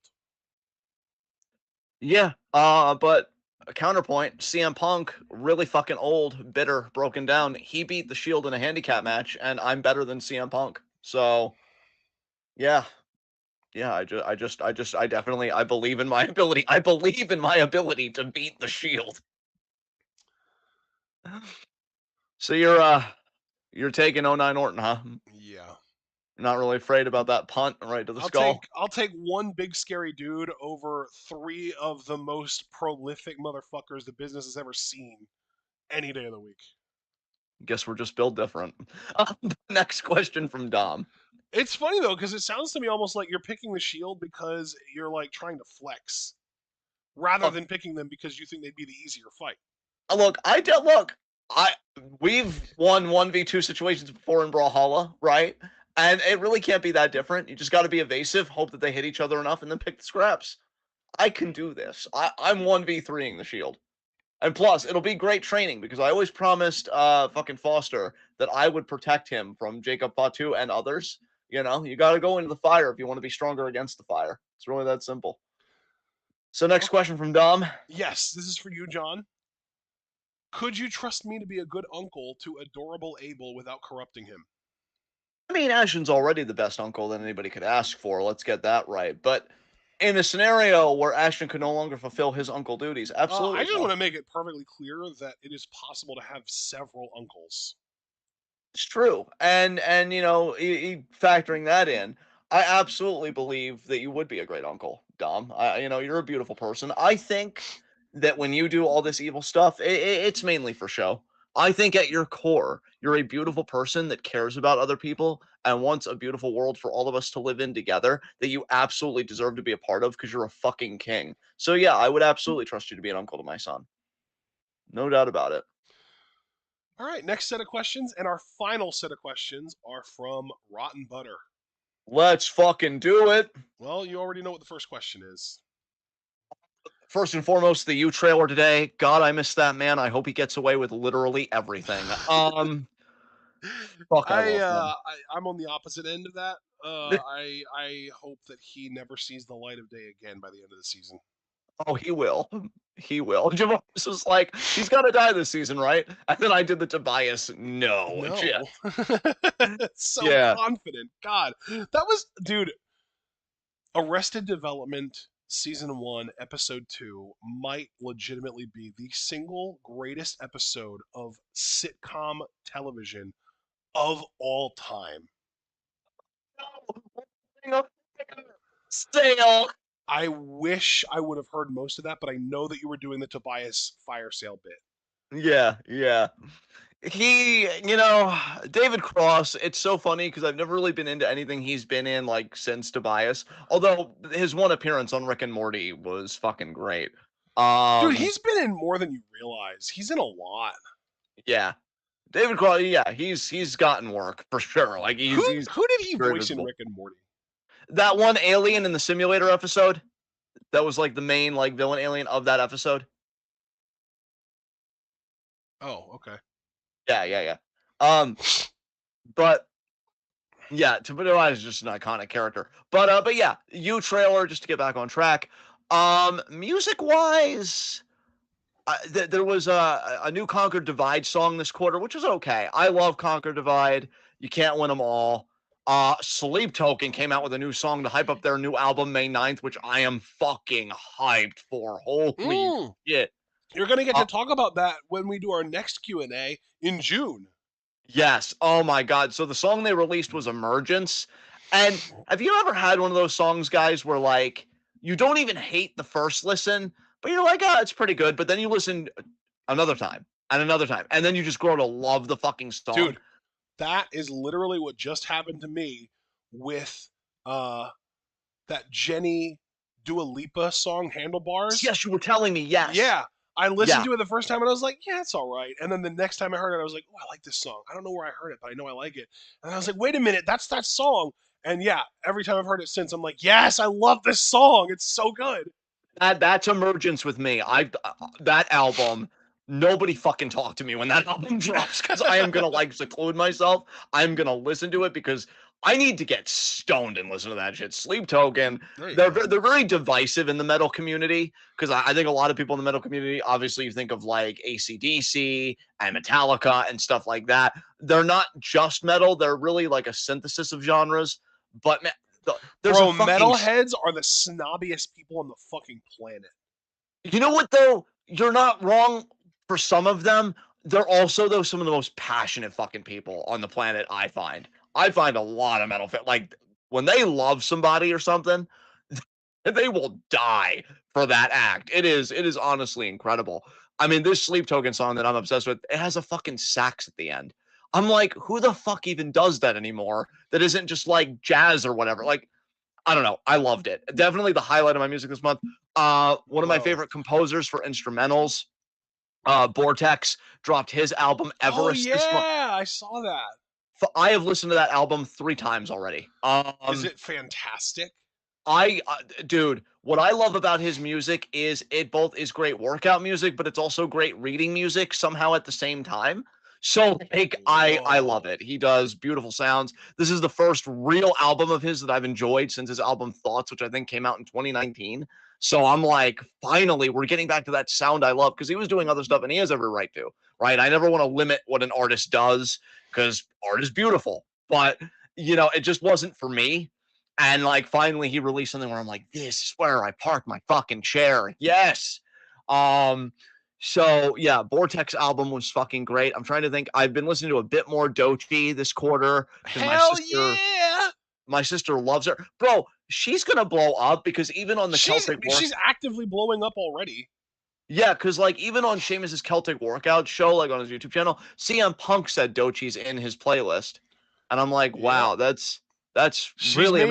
mainstream, bro. She's mainstream. She performed at the Grammys or whatever the fuck. Yeah, yeah, no, she's really having her moment right now, and it's definitely deserved. Um, so Another one though, I fucking loved her collab with Jenny. yeah, I need to listen to that because I listened to the Jenny Dua Lipa one, and to be perfectly honest, I was disappointed by Dua Lipa's half because I actually do like what I've heard of Dua Lipa, and I wanted more personally, but that's just Well, me. if you're gonna be disappointed by any half of Extra L, which is the name of the song that's by Jenny and Doechii, it's gonna be Jenny, and I don't think you will be. But Doechii fucking delivers on that song. Speaking of music, I know Doja Cat's been cooking up something to laugh. I can't wait for her album to fucking drop whenever the fuck that's coming. Um, Trying to think what else happened in music because I feel like something else happened that I was hyped about, but I don't think so right now. I know Soft Spoken released a song that was okay. Waiting for Nevertell to drop some stuff because I was listening to some of their older stuff just yesterday actually, and they're really good. But yeah, really the only big things. Conquer Divide released a song again. Okay, Sleep Token was the winner for me this quarter with their song. I cannot wait for May 9th for their album. And Vortex absolutely delivered on his. Games, you guys know I don't game except with Ashton. We did Brawlhalla, we did Rocket League. Um, we've we've been watching Wheel of Time. We're currently going to start season 2 tonight. Hopefully, actually, we should still be able to make a good dent in season 2 because we got a Yeah, lot of because our we've programs. gotten literally everything done that we need to get done tonight, except for that. Yeah, exactly. And that's because we knew that this was going to go long because it's Q&A, baby. So we've been rewatching Wheel of Time, which has been great. We watched literally all the MonsterVerse movies and the TV series Monarch, which was really good. That might have So, dude, that was my favorite part, I think, of the rewatch. I was about to say the same thing. I agree with you completely. So Yeah. good. Yeah, that was fantastic. For those of Um you who have Apple TV Plus, and I know that a bunch of you motherfuckers are out here watching Severance, so you probably have it. Do yourself a favor and watch Monarch Legacy of Monsters. It is fucking awesome. just because he said it, and I need to take it before I have a brain fart and forget it. Yes, Severance. I mean, that was the big thing. My family and I did this. Oh my guys, I to think that I went from I really don't like sci-fi to shows like Altered Carbon, Black Mirror, and yes, Severance, making me do a complete 180 on sci-fi slowly over the fucking years. Severance is masterful fucking television. I love it. I love that finale. I know some people are upset about the finale, and I don't want to breathe a word of it for the uninitiated because I envy people that get to experience Severance for the first time. Which is I thought going it to was be terrific. me and my mom eventually, hopefully. Yes, and I will say one thing to you, dude, because I know sometimes that your mom can like get lost in the weeds with like sci-fi.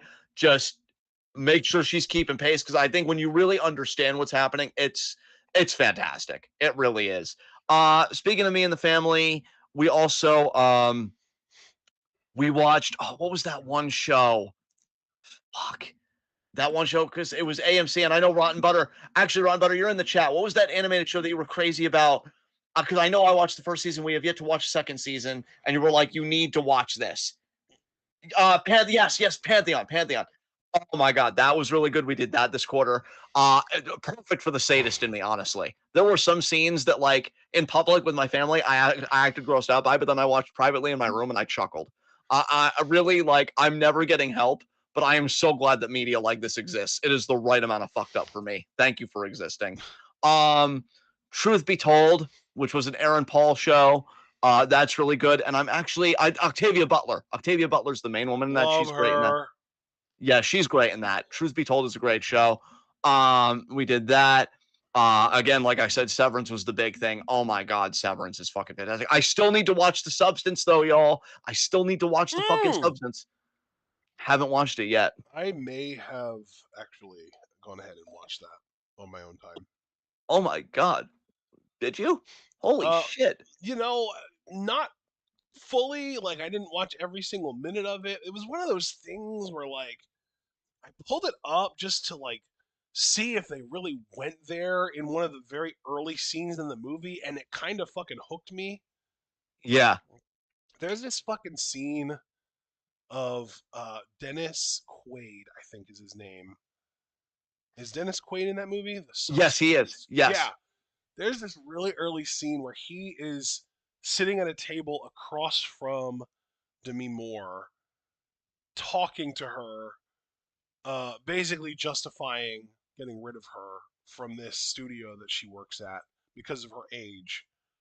And the way that Dennis Quaid delivers these lines while eating, I believe it was shrimp, Well, yeah, I saw that in the trailer, or at least part of it. is Yeah. just so uncomfortably grotesque that I had to see how long that scene lasted in the actual movie. And it made me very uncomfortable. But by doing so, I ended up catching little bits and pieces of the actual story of the movie. And it hooked me. And I didn't watch like every second of the movie. I did do some skipping through, like because I was able to pull it up on the internet, I was able to just kind of like skip over the stuff I didn't want to see. And it's it's got a fucking fantastic message. The message is incredible, but God, it gets so weird at the end. I still can't wait to watch it, bro. Honestly, like I am so there. Speaking of finishing things, I wish Kirby was here. I finished Familiar Wife with Christy. Oh my god, what a beautiful fucking wholesome love story.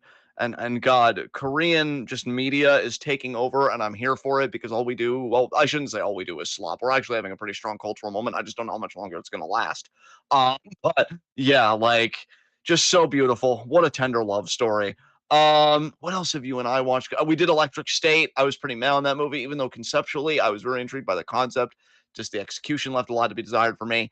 Um, I saw the trailer for Black Mirror season 7 coming. That's going to be coming April 10th, actually. So I'll be able to talk about that next quarter. Um, Seems like it's going to be good with Black Mirror anymore. I think they had a strong last season. So I have higher hopes for this one than I would have otherwise. But that was another thing I watched. Um, we did. Oh my god, I feel like I'm like blanking out on certain shows that like we just finished. Like the one with when we finished Invincible season 2. That was a big one. That season was fantastic. Season 3. Conquest.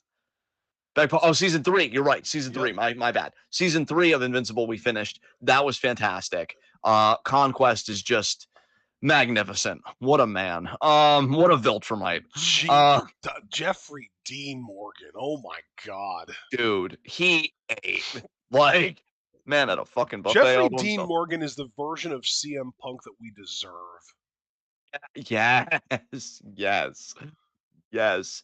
Um, let me think, because Invincible had Sterling K. Brown in it, but what was that other show we just finished with Sterling K. Brown in it? Paradise. Paradise. Yeah, we finished that this quarter. That was insane. Fantastic show. Really incredible. I'm really very excited for season 2 of that. Low key, by the end of the season, I was almost feeling like, damn, I wonder if season 2 is going to give Fallout vibes. Because, I mean, Fallout, we probably won't get a season 2 of that for a while. Or wait, yeah, we probably won't get that season 2 until like 2026, low key.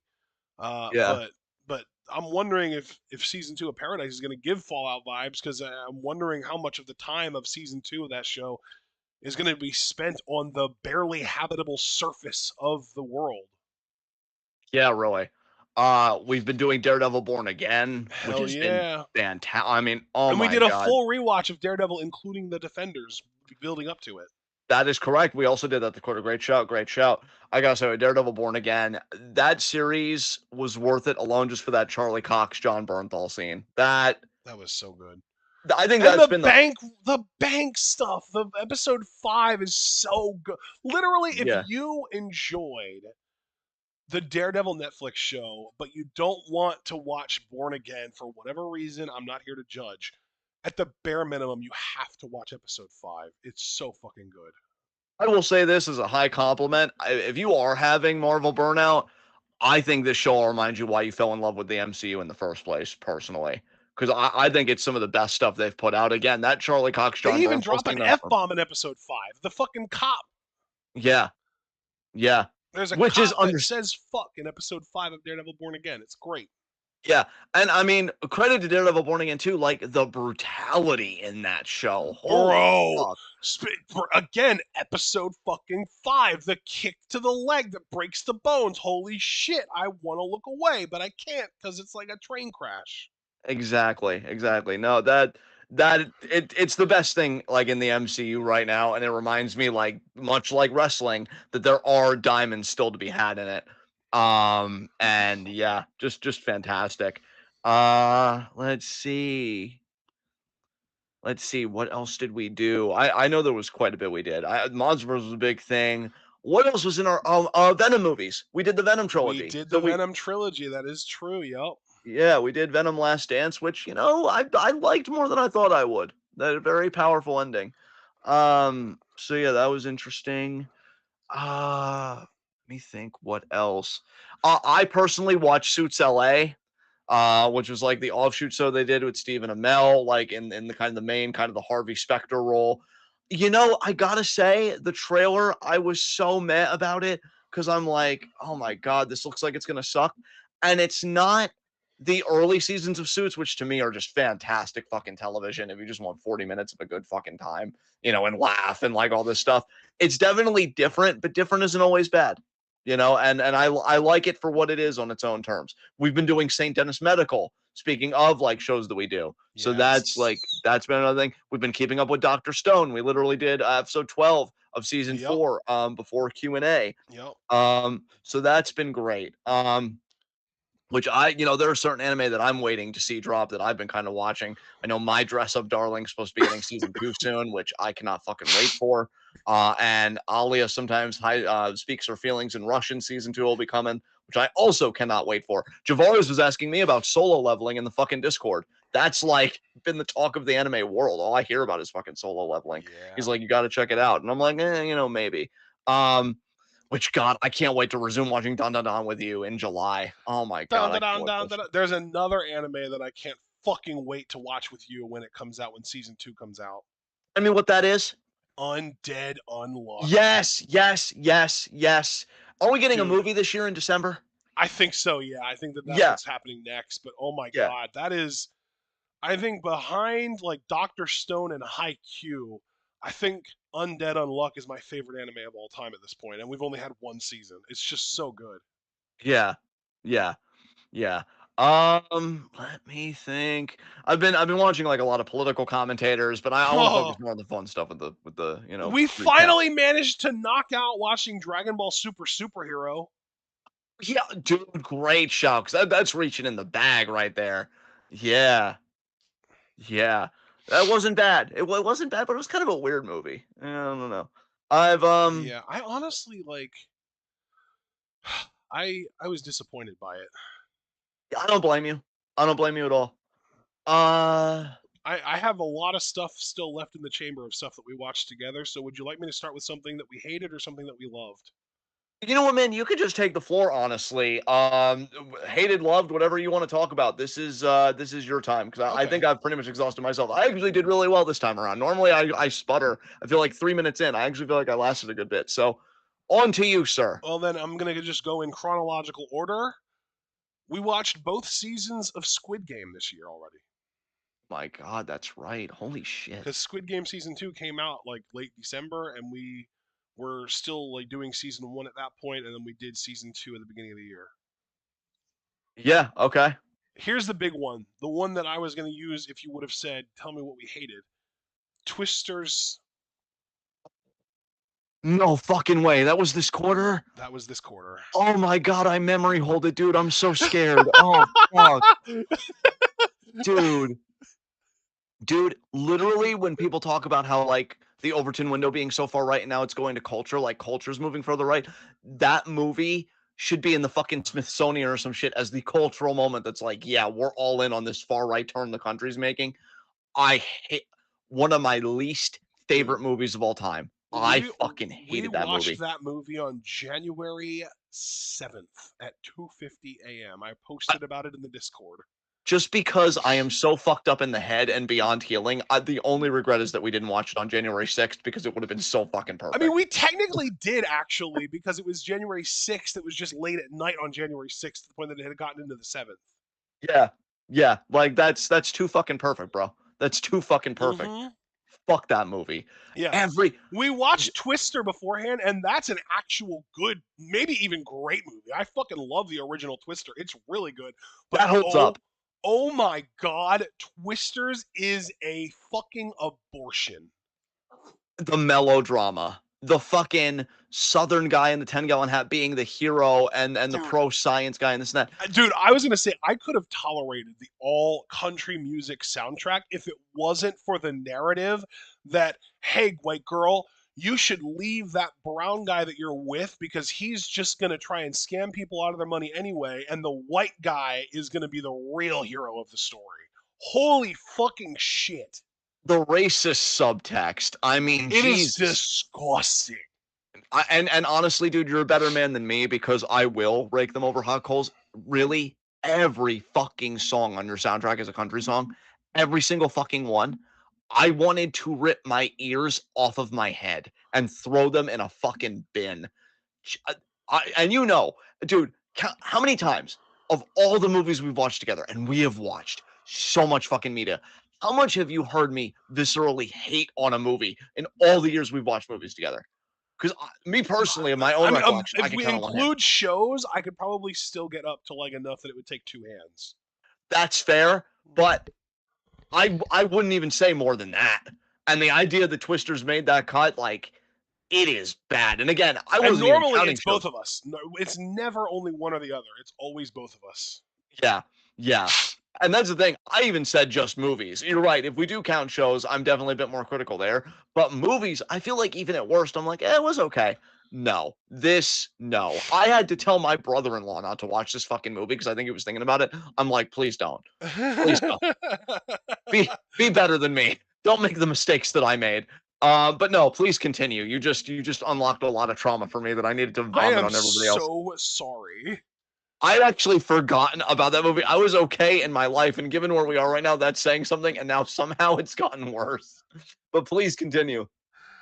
Uh, so Cliff is trying to guess who was on the soundtrack. I'll actually tell you everyone who was on the soundtrack. Luke Combs, Miranda Lambert, Lainey Wilson, Jelly Roll, Megan Maroney, Kane Brown, Bailey Zimmerman, Thomas Rhett, Shania Twain, Tyler Childers, Leon Bridges, Benson Boone, the Red Clay Strays, Warren Zeiders, Breland, Sam Barber, Tucker Wetmore, Wyatt Flores, Dylan Gossett, Connor Smith, Mason Ramsey, Flatland Cavalry, Tanner Adel or Adele, Alexandra Kay, Wildorado, Tanner Ursey, or Usry actually it is, Tanner Usry, Jake Cohn, Charlie Crockett, Nolan Taylor, Tyler Halverson, and Laney Gardner. Who are you people? I recognized one black artist in that entire lineup, and it was Leon Bridges, and I'm pretty sure he was a feature. Oh God. Anyway, yeah, so we did watch Twisters. We watched Kunk on Life this quarter. That's true. That was a good one. That was a good one. Uh, I personally watched the first episode of a new anime that came out called The Red Ranger Becomes an Adventurer in Another World, and it was a little too wild for me, and I haven't watched it since. It wasn't bad. I don't want to make it seem like I'm trying to say don't watch it. It's interesting. Give it a shot. If it's for you, feel free. It was just completely over the top and wild for me, which isn't always a bad thing, but it wasn't into it. Would you, Uh, would you believe I actually saw a clip from that I on do YouTube? believe that. Yes. Yeah, I saw a clip from that on YouTube, and I was like, man, this is like the quintessential anime stereotype for Yeah. non-anime watchers in America. Yeah. I'm like, Yeah. that is nuts. Yeah. Okay, continue. um, the I would argue maybe actually the single best movie that we have watched this quarter, The Wild Robot. Oh my god, that was such a beautiful movie. Yes. Total antithesis to Twisters. See, now I would tell people to Yes. go and see The Wild Robot. Yeah. 100%. It was fantastic. And we found out even that they're doing a sequel, I believe, too, which has me so excited because that movie was art. I loved that movie so much. I would watch that movie probably yearly with you if you were down. I loved it that much, and I am not the type of person who would want to watch movies that often. There are some movies that I like rewatching a lot that are like in my top 5 to 10 favorite movies of all time, like Big Lebowski and The Nice Guys and Big Daddy, that kind of stuff. But like this movie was so good that it might enter that range for me. It's that fantastic. I loved it so much. Yeah, We yeah. watched the Sonic trilogy. You know what? That's a trilogy that, really stepped up for its fan base. I really enjoyed that. I think I like the second movie the best because the third one I That didn't like same. as much as the second. But yeah. Yeah. Yeah. Sonic 2, I think, was my favorite of the three. I think I would. I don't know. I think I might actually say 1 was better than 3, even.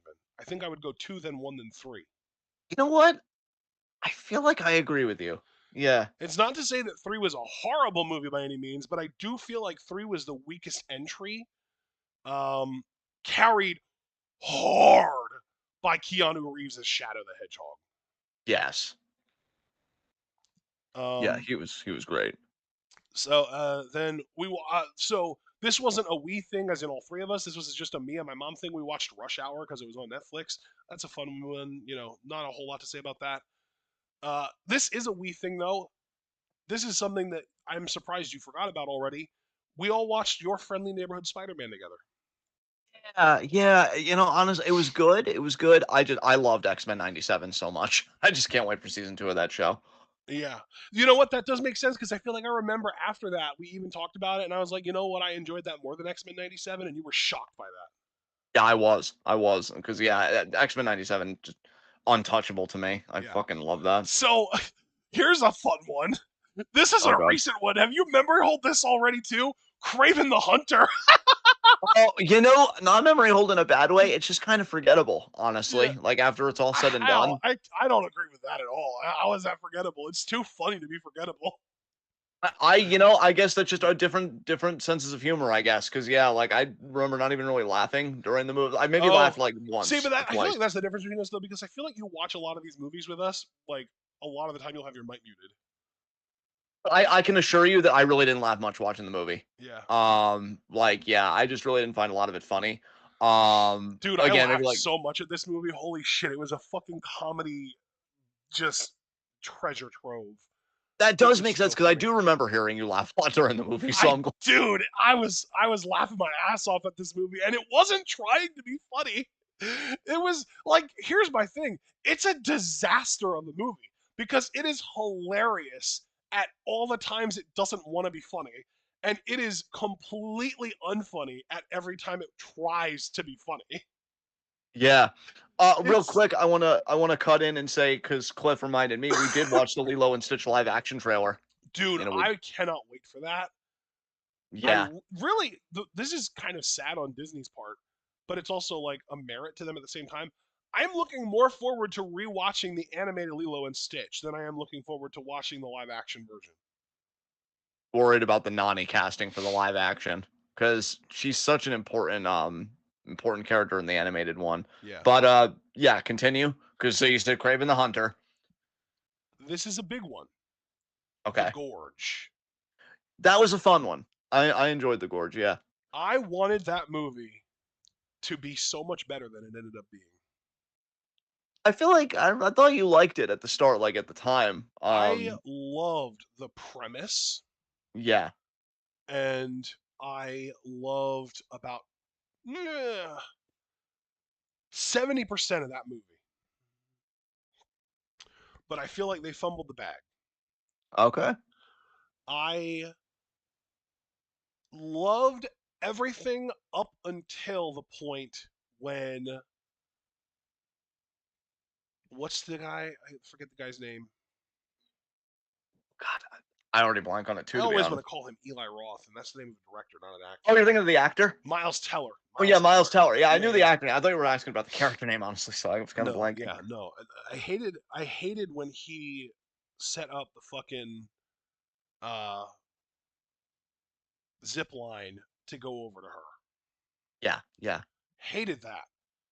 Because in the trailer, they 100% made it seem like she fell into the gorge. He set up the zip line to save her. yes, But no, in the actual movie, he sets up the zip line because he's a fucking lovesick puppy who wants to go over there and get some fucking sucky, sucky, fucky, fucky for no reason other than just because. It's just because he's lonely. That's it. That's all it fucking is. And he's this like super highly decorated military vet who doesn't have the fucking willpower to resist some pussy for one night or for oh, 1 year even for fuck's sakes. yeah. It's pathetic to me. God damn, And that so should go in. he does the fucking zipline thing and goes over, and it ends up getting them fucked over. And it's only because they end up in the gorge that they end up finding out all the secrets. And I didn't even like that all that much. Um, I don't know. I feel like they had a really fucking strong premise with the idea of the gorge and like this idea that it was like a portal to hell or something. I didn't want it to be a literal portal to hell and get involved with like Christianity type shit. But the idea that it was like this fucking portal to like some other dimension or like maybe that there were like fucking alien creatures down there or something like that. But then it ended up just being like some kind of fucking nuclear experiment. And I'm like, God, this is so lame. I just wasn't into it at all. like the premise, quote unquote, by the end, I feel like they ruined what would have been a fantastic premise by the end. Put it that way. Yeah. Okay. Okay. That's all I have though. We between. Oh yeah, that's right. So my mom and I specifically plowed through Power Rangers. Uh, Yes. when we started this quarter, my mom and I were on. Let me see here. I think it was just Ninja Steel. Yeah, when we started this quarter, my mom and I were on a long break from Power Rangers actually because we got through all of. We were actually on a roll last year, like late 2023 into the beginning of 2024. My mom and I were killing it. We went through so many seasons in a row, back to back to back to back to back. And then we got to Dino Charge, and Dino Charge was absolutely fantastic. It was exceptional. It was Yeah. one of the best Power Ranger seasons of all time, in my opinion. And we finished Dino Supercharge, which is the second season of Dino Charge, and we were like, "All right, let's try getting into the next season." And we watched the first episode or two of the next season, and we were like, "God, this is really not holding up compared to Dino Charge. Let's call it here and see when we get in the mood to try it again." And it ended up being a year later before we watched any more Power Rangers. Okay. Yeah. We went from March 18th or March 19th of 2024 to March or February 16th, 2025 without watching any Power Rangers whatsoever. Yeah. And then February 16th, 2025, we started watching Ninja Steel again. And here were my immediate thoughts upon beginning to watch Ninja Steel again. Uh, I'm quoting myself here. I started watching Ninja Steel yesterday. This season kind of fucking sucks, to be honest.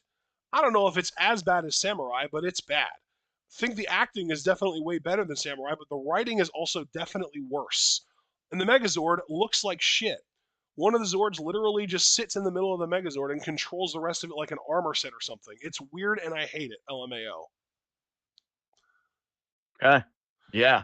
Because I'm kind of reading your thoughts that you posted yesterday as like an overview, Yeah. and yeah, that's also been very interesting to take in. Yeah. So So there were also these two characters. Like you remember Mighty Morphin Power Rangers, Bulk and Skull. Everyone knows who Bulk and Skull were. yes. So ever since Bulk and Skull and the success that those characters had, Power Rangers will very frequently throw some kind of comedy relief characters in just to sort of maintain tradition, right? There have been some more successful than others. There was even a point in, I want to say, in Samurai, actually, it might have been, where we had Bulk actually come back and he was with Skull's, I want to say, son or nephew, I don't remember, named Spike. And Spike was annoying as fuck. He was one of the worst power characters in Power Rangers history. But again, we have to bring back the fucking comedy relief duo, right? And Ninja Steel has probably the worst comedy relief duo of all fucking time. They're called Victor and Monty. And they're not like aliens or creatures or anything. They're just a couple of dudes in the same high school as the Rangers, which is another thing I should add. This season, the Power Rangers are in high school, right? Yeah. And Victor and Monty are the worst. They're annoying as fuck. The one dude, I believe, the main, like, the dudes, I'm pretty sure Victor is the one that is like the athletic, sporty, good looking guy. And he's very vain and very narcissistic and always trying to one up the Rangers. And Monty is his little simp, his little sycophant, the little science nerd who has decided that because he can suck up to Victor and hang out with Victor, that he can be a cool kid too, right? So he is always trying to help Victor with whatever harebrained scheme Victor comes up with to try and one up the Rangers and try and, outdo the Rangers and steal their thunder, right? Yeah. So they are the worst comedy relief in the history of Power Rangers. They're horrible. They do the same bullshit in every episode. They never grow as characters. They never start actually being funny. They're just awful. And there was a point in the season where they were having. Did you ever, when you were in school, did they ever have like Trivia Bowl? I know of Trivia Bowl like as a Right, concept. They just didn't have it like when I right. went to school. They did something like that in this Power Rangers season, and they were asking the most rudimentary, literal elementary school tier questions. And the teacher would ask the question, and one side had, I think it was four or maybe even all five of the Power Rangers on it, and the other side had Victor and Monty and a few other random classmates on it. And the teacher would ask the question, and fucking nobody knew the answer. Like, Okay. no one was answering these rudimentary elementary school ass questions that the viewer knows instantly because they're not challenging at all. And the Red Ranger, who's supposed to be the leader of the team, supposed to be like this honorable, the leader of the team, the one that kind of rallies the troops and inspires and is like the role model basically, has this like wrist computer that's like, because he was basically raised by aliens. He starts typing into this fucking wrist computer and asking it the questions, and it gives him the answer, and he says it out loud, and he gets points for his team. And he does this several times in a row, and eventually I think it's Victor points out that he's cheating. And the teacher's like, that's not allowed. And he's like, oh, I'm sorry. I didn't know. This season treats everyone like they're a literal fucking child. And I don't even just mean the humans, the villains in Ninja Steel act like they're fucking children too. They're completely incompetent. Ninja Steel is legitimately one of the worst seasons of Power Rangers I've ever seen. And I say that having only been able to get through like 10 or 11 episodes. I couldn't continue. Damn. It was awful. So then we got into Beast Morphers, and that was complete polar opposite. Beast Morphers, one of the best seasons of all time. Fantastic. Genuinely, I would say probably my second favorite Power Ranger season ever. Definitely top four. Easily top four. Like, there are four seasons that stand out above the rest. It's one of them. Beast Morphers is great. Everyone is competent, which is, again, a complete 180 from Ninja Steel. All of the main protagonists are likable. All of the villains have clear and concise motivation. They have a plan. You don't know what their next steps are going to be to achieve their goals, but you know what their goals are from the very beginning, and everything that they do gets them closer to achieving their goals to the point that by the end of season 2 of Beast Morphers, the villains actually achieve their end goal, and it gives the Rangers their biggest obstacle ever to overcome to the point that it actually costs one of the Rangers their fucking life. Damn. Dude, I'm telling you, it is unbelievable to me that this is the same show because it's night and day the difference between these two back-to-back seasons. It's crazy. So yeah, Beast Morphers was a huge boon. Just a massive positive. Loved it so much. I would absolutely rewatch it for sure. And then we got into the next season after that, which was Dino Fury, which was kind of in the middle. It was had some good, had some bad, wasn't perfect, wasn't horrible. And then the final season ever of Power Rangers was basically just a third season for Dino Fury, but I think it was genuinely better written than Dino Fury. The characters were more consistent and better written, and yeah, Cosmic Fury was the name of it, and it was just generally better than Dino Fury. So yeah, then that was it. We were completely done. We are completely done with Power Rangers now. We've literally finished the entire franchise, and the only stuff that we skipped was we used a filler guide for Turbo. My mom was only able to get through the first, I think it was 4 episodes of Samurai before tapping out. I finished the first season of Samurai and got started on the second season, which is called Super Samurai. I haven't gone back to that yet. I intend to. And yeah, like I said, we only got through like 10 or 11 episodes of Ninja Steel before tapping out. And I don't think I want to go back to that. It was that bad. Fair enough. So like Samurai is the season that like people usually shit on and talk about how bad it was.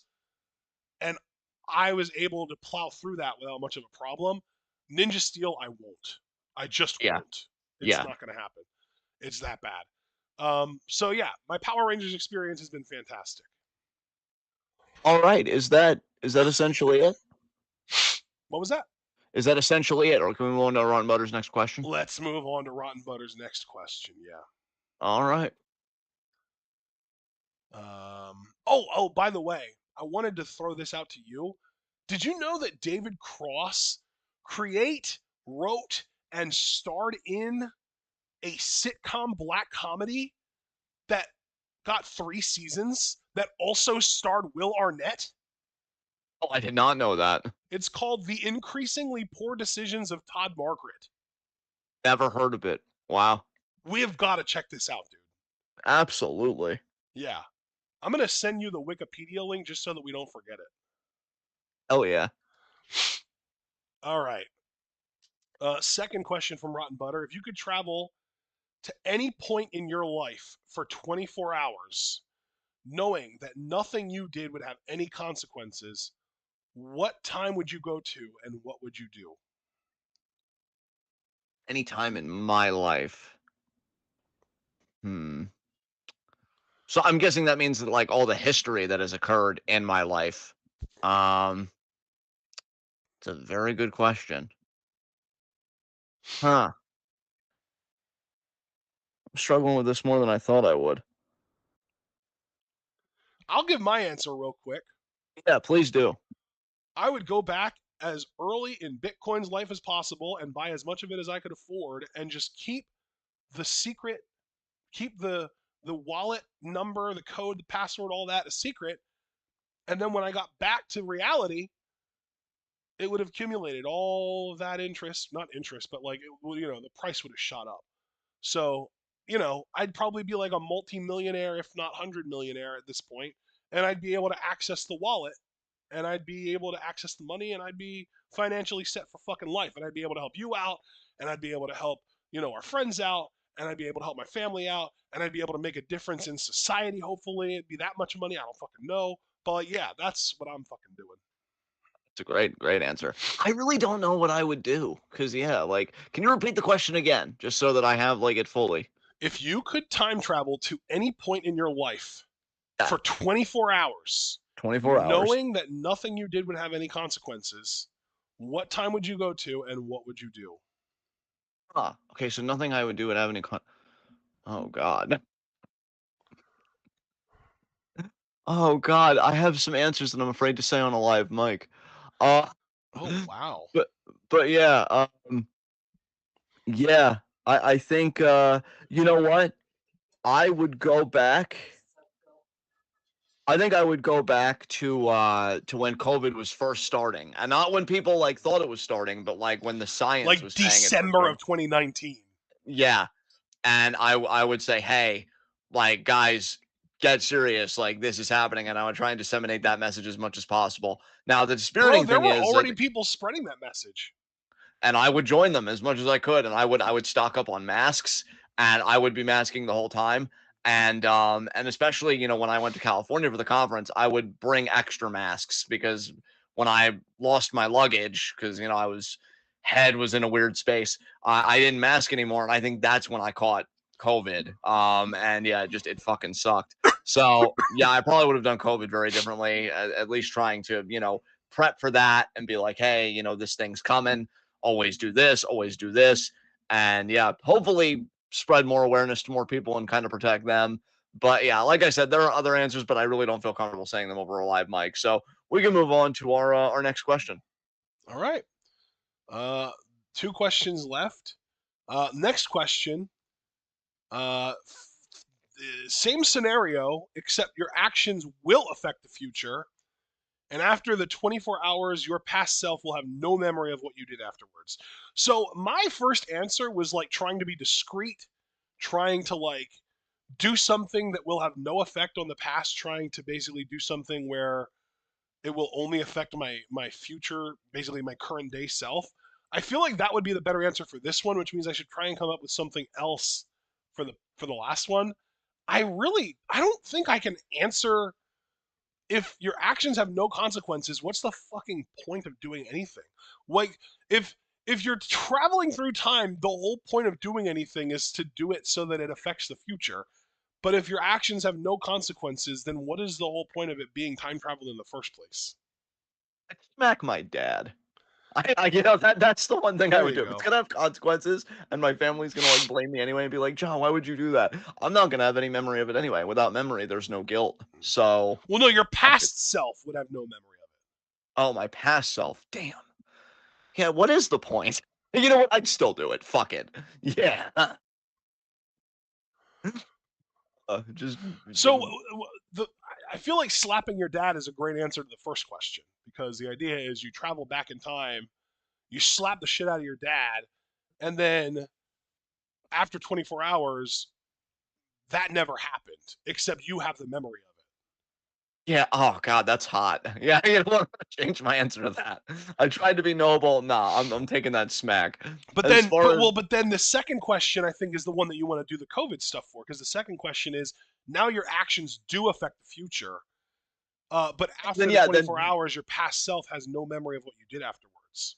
yeah, then So, flip it because I so yeah, definitely would do like yeah, yeah, COVID awareness and yeah, emergency yeah, prep yeah. and stuff like that. So Yeah, yeah. basically, the second one is you're going back, you're using your 24 hours to do as much COVID advocacy as early as possible as you possibly can, and then you're praying that when you get back to the present or the future that COVID either didn't happen or wasn't nearly as bad, right? Yes, yes. Right. So like yeah, so for me the whole Bitcoin thing would be the answer to the second question. I don't really know about the first question. Maybe like if I could if I could time travel to any point in my own life. So it has to be since I'm alive for 24 hours knowing that nothing I did would have any consequences. What time would I go to and what would I do?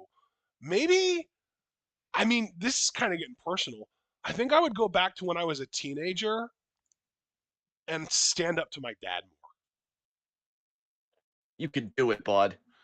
Because just knowing, like, standing up to him and really, like, holding his feet to the fire, like, really, like, holding him accountable, I feel like would be really satisfying for me to just have answers to, even if that past version of me would never know that that fucking happened and my dad would forget about it. Like, no one would ever know that that happened. I would just have the fucking memory of it in my mind currently. That's probably the best answer to that question I can give. I like that. Next question. Rotten Butter's final question is literally, can I ask you a question? You just did. Yeah, so we're done. Hooray! All right, guys. Thank you so much for joining us. Next Q&A, because it's quarterly, will be it should probably be June. June. Yes, June 26th. Yes. So, we, June 26th. That's 2 days. Well, never mind. okay. Um, But yeah, June 26th. I actually felt bad because Angel messaged me while we were live. He was like, "I wish I knew it was Q&A. I would have submitted questions. I want to submit them next time." So I'm gonna have to message him that it's June 26th, and I'm gonna have to try and remember to message him like the week of, just so that he can get questions in. But yeah, guys, June 26th. You already know the deal. Get those questions in. And yeah, we'll see you then. Thank you guys for joining us for this. Please leave a like, file out, subscribe, click the bell icon notification so you miss any of that to goodness. Check out everything we're involved in the description box. Follow us on Blue Sky and Twitch because we are the best wrestling podcast in all the AWC. And we will see you guys Saturday for weekend review at 10:30. So yeah, until then, be good to yourselves Oh and each. boy. Thank you, Mickey. Until then, be good to yourselves and each other. Tune in and peace out.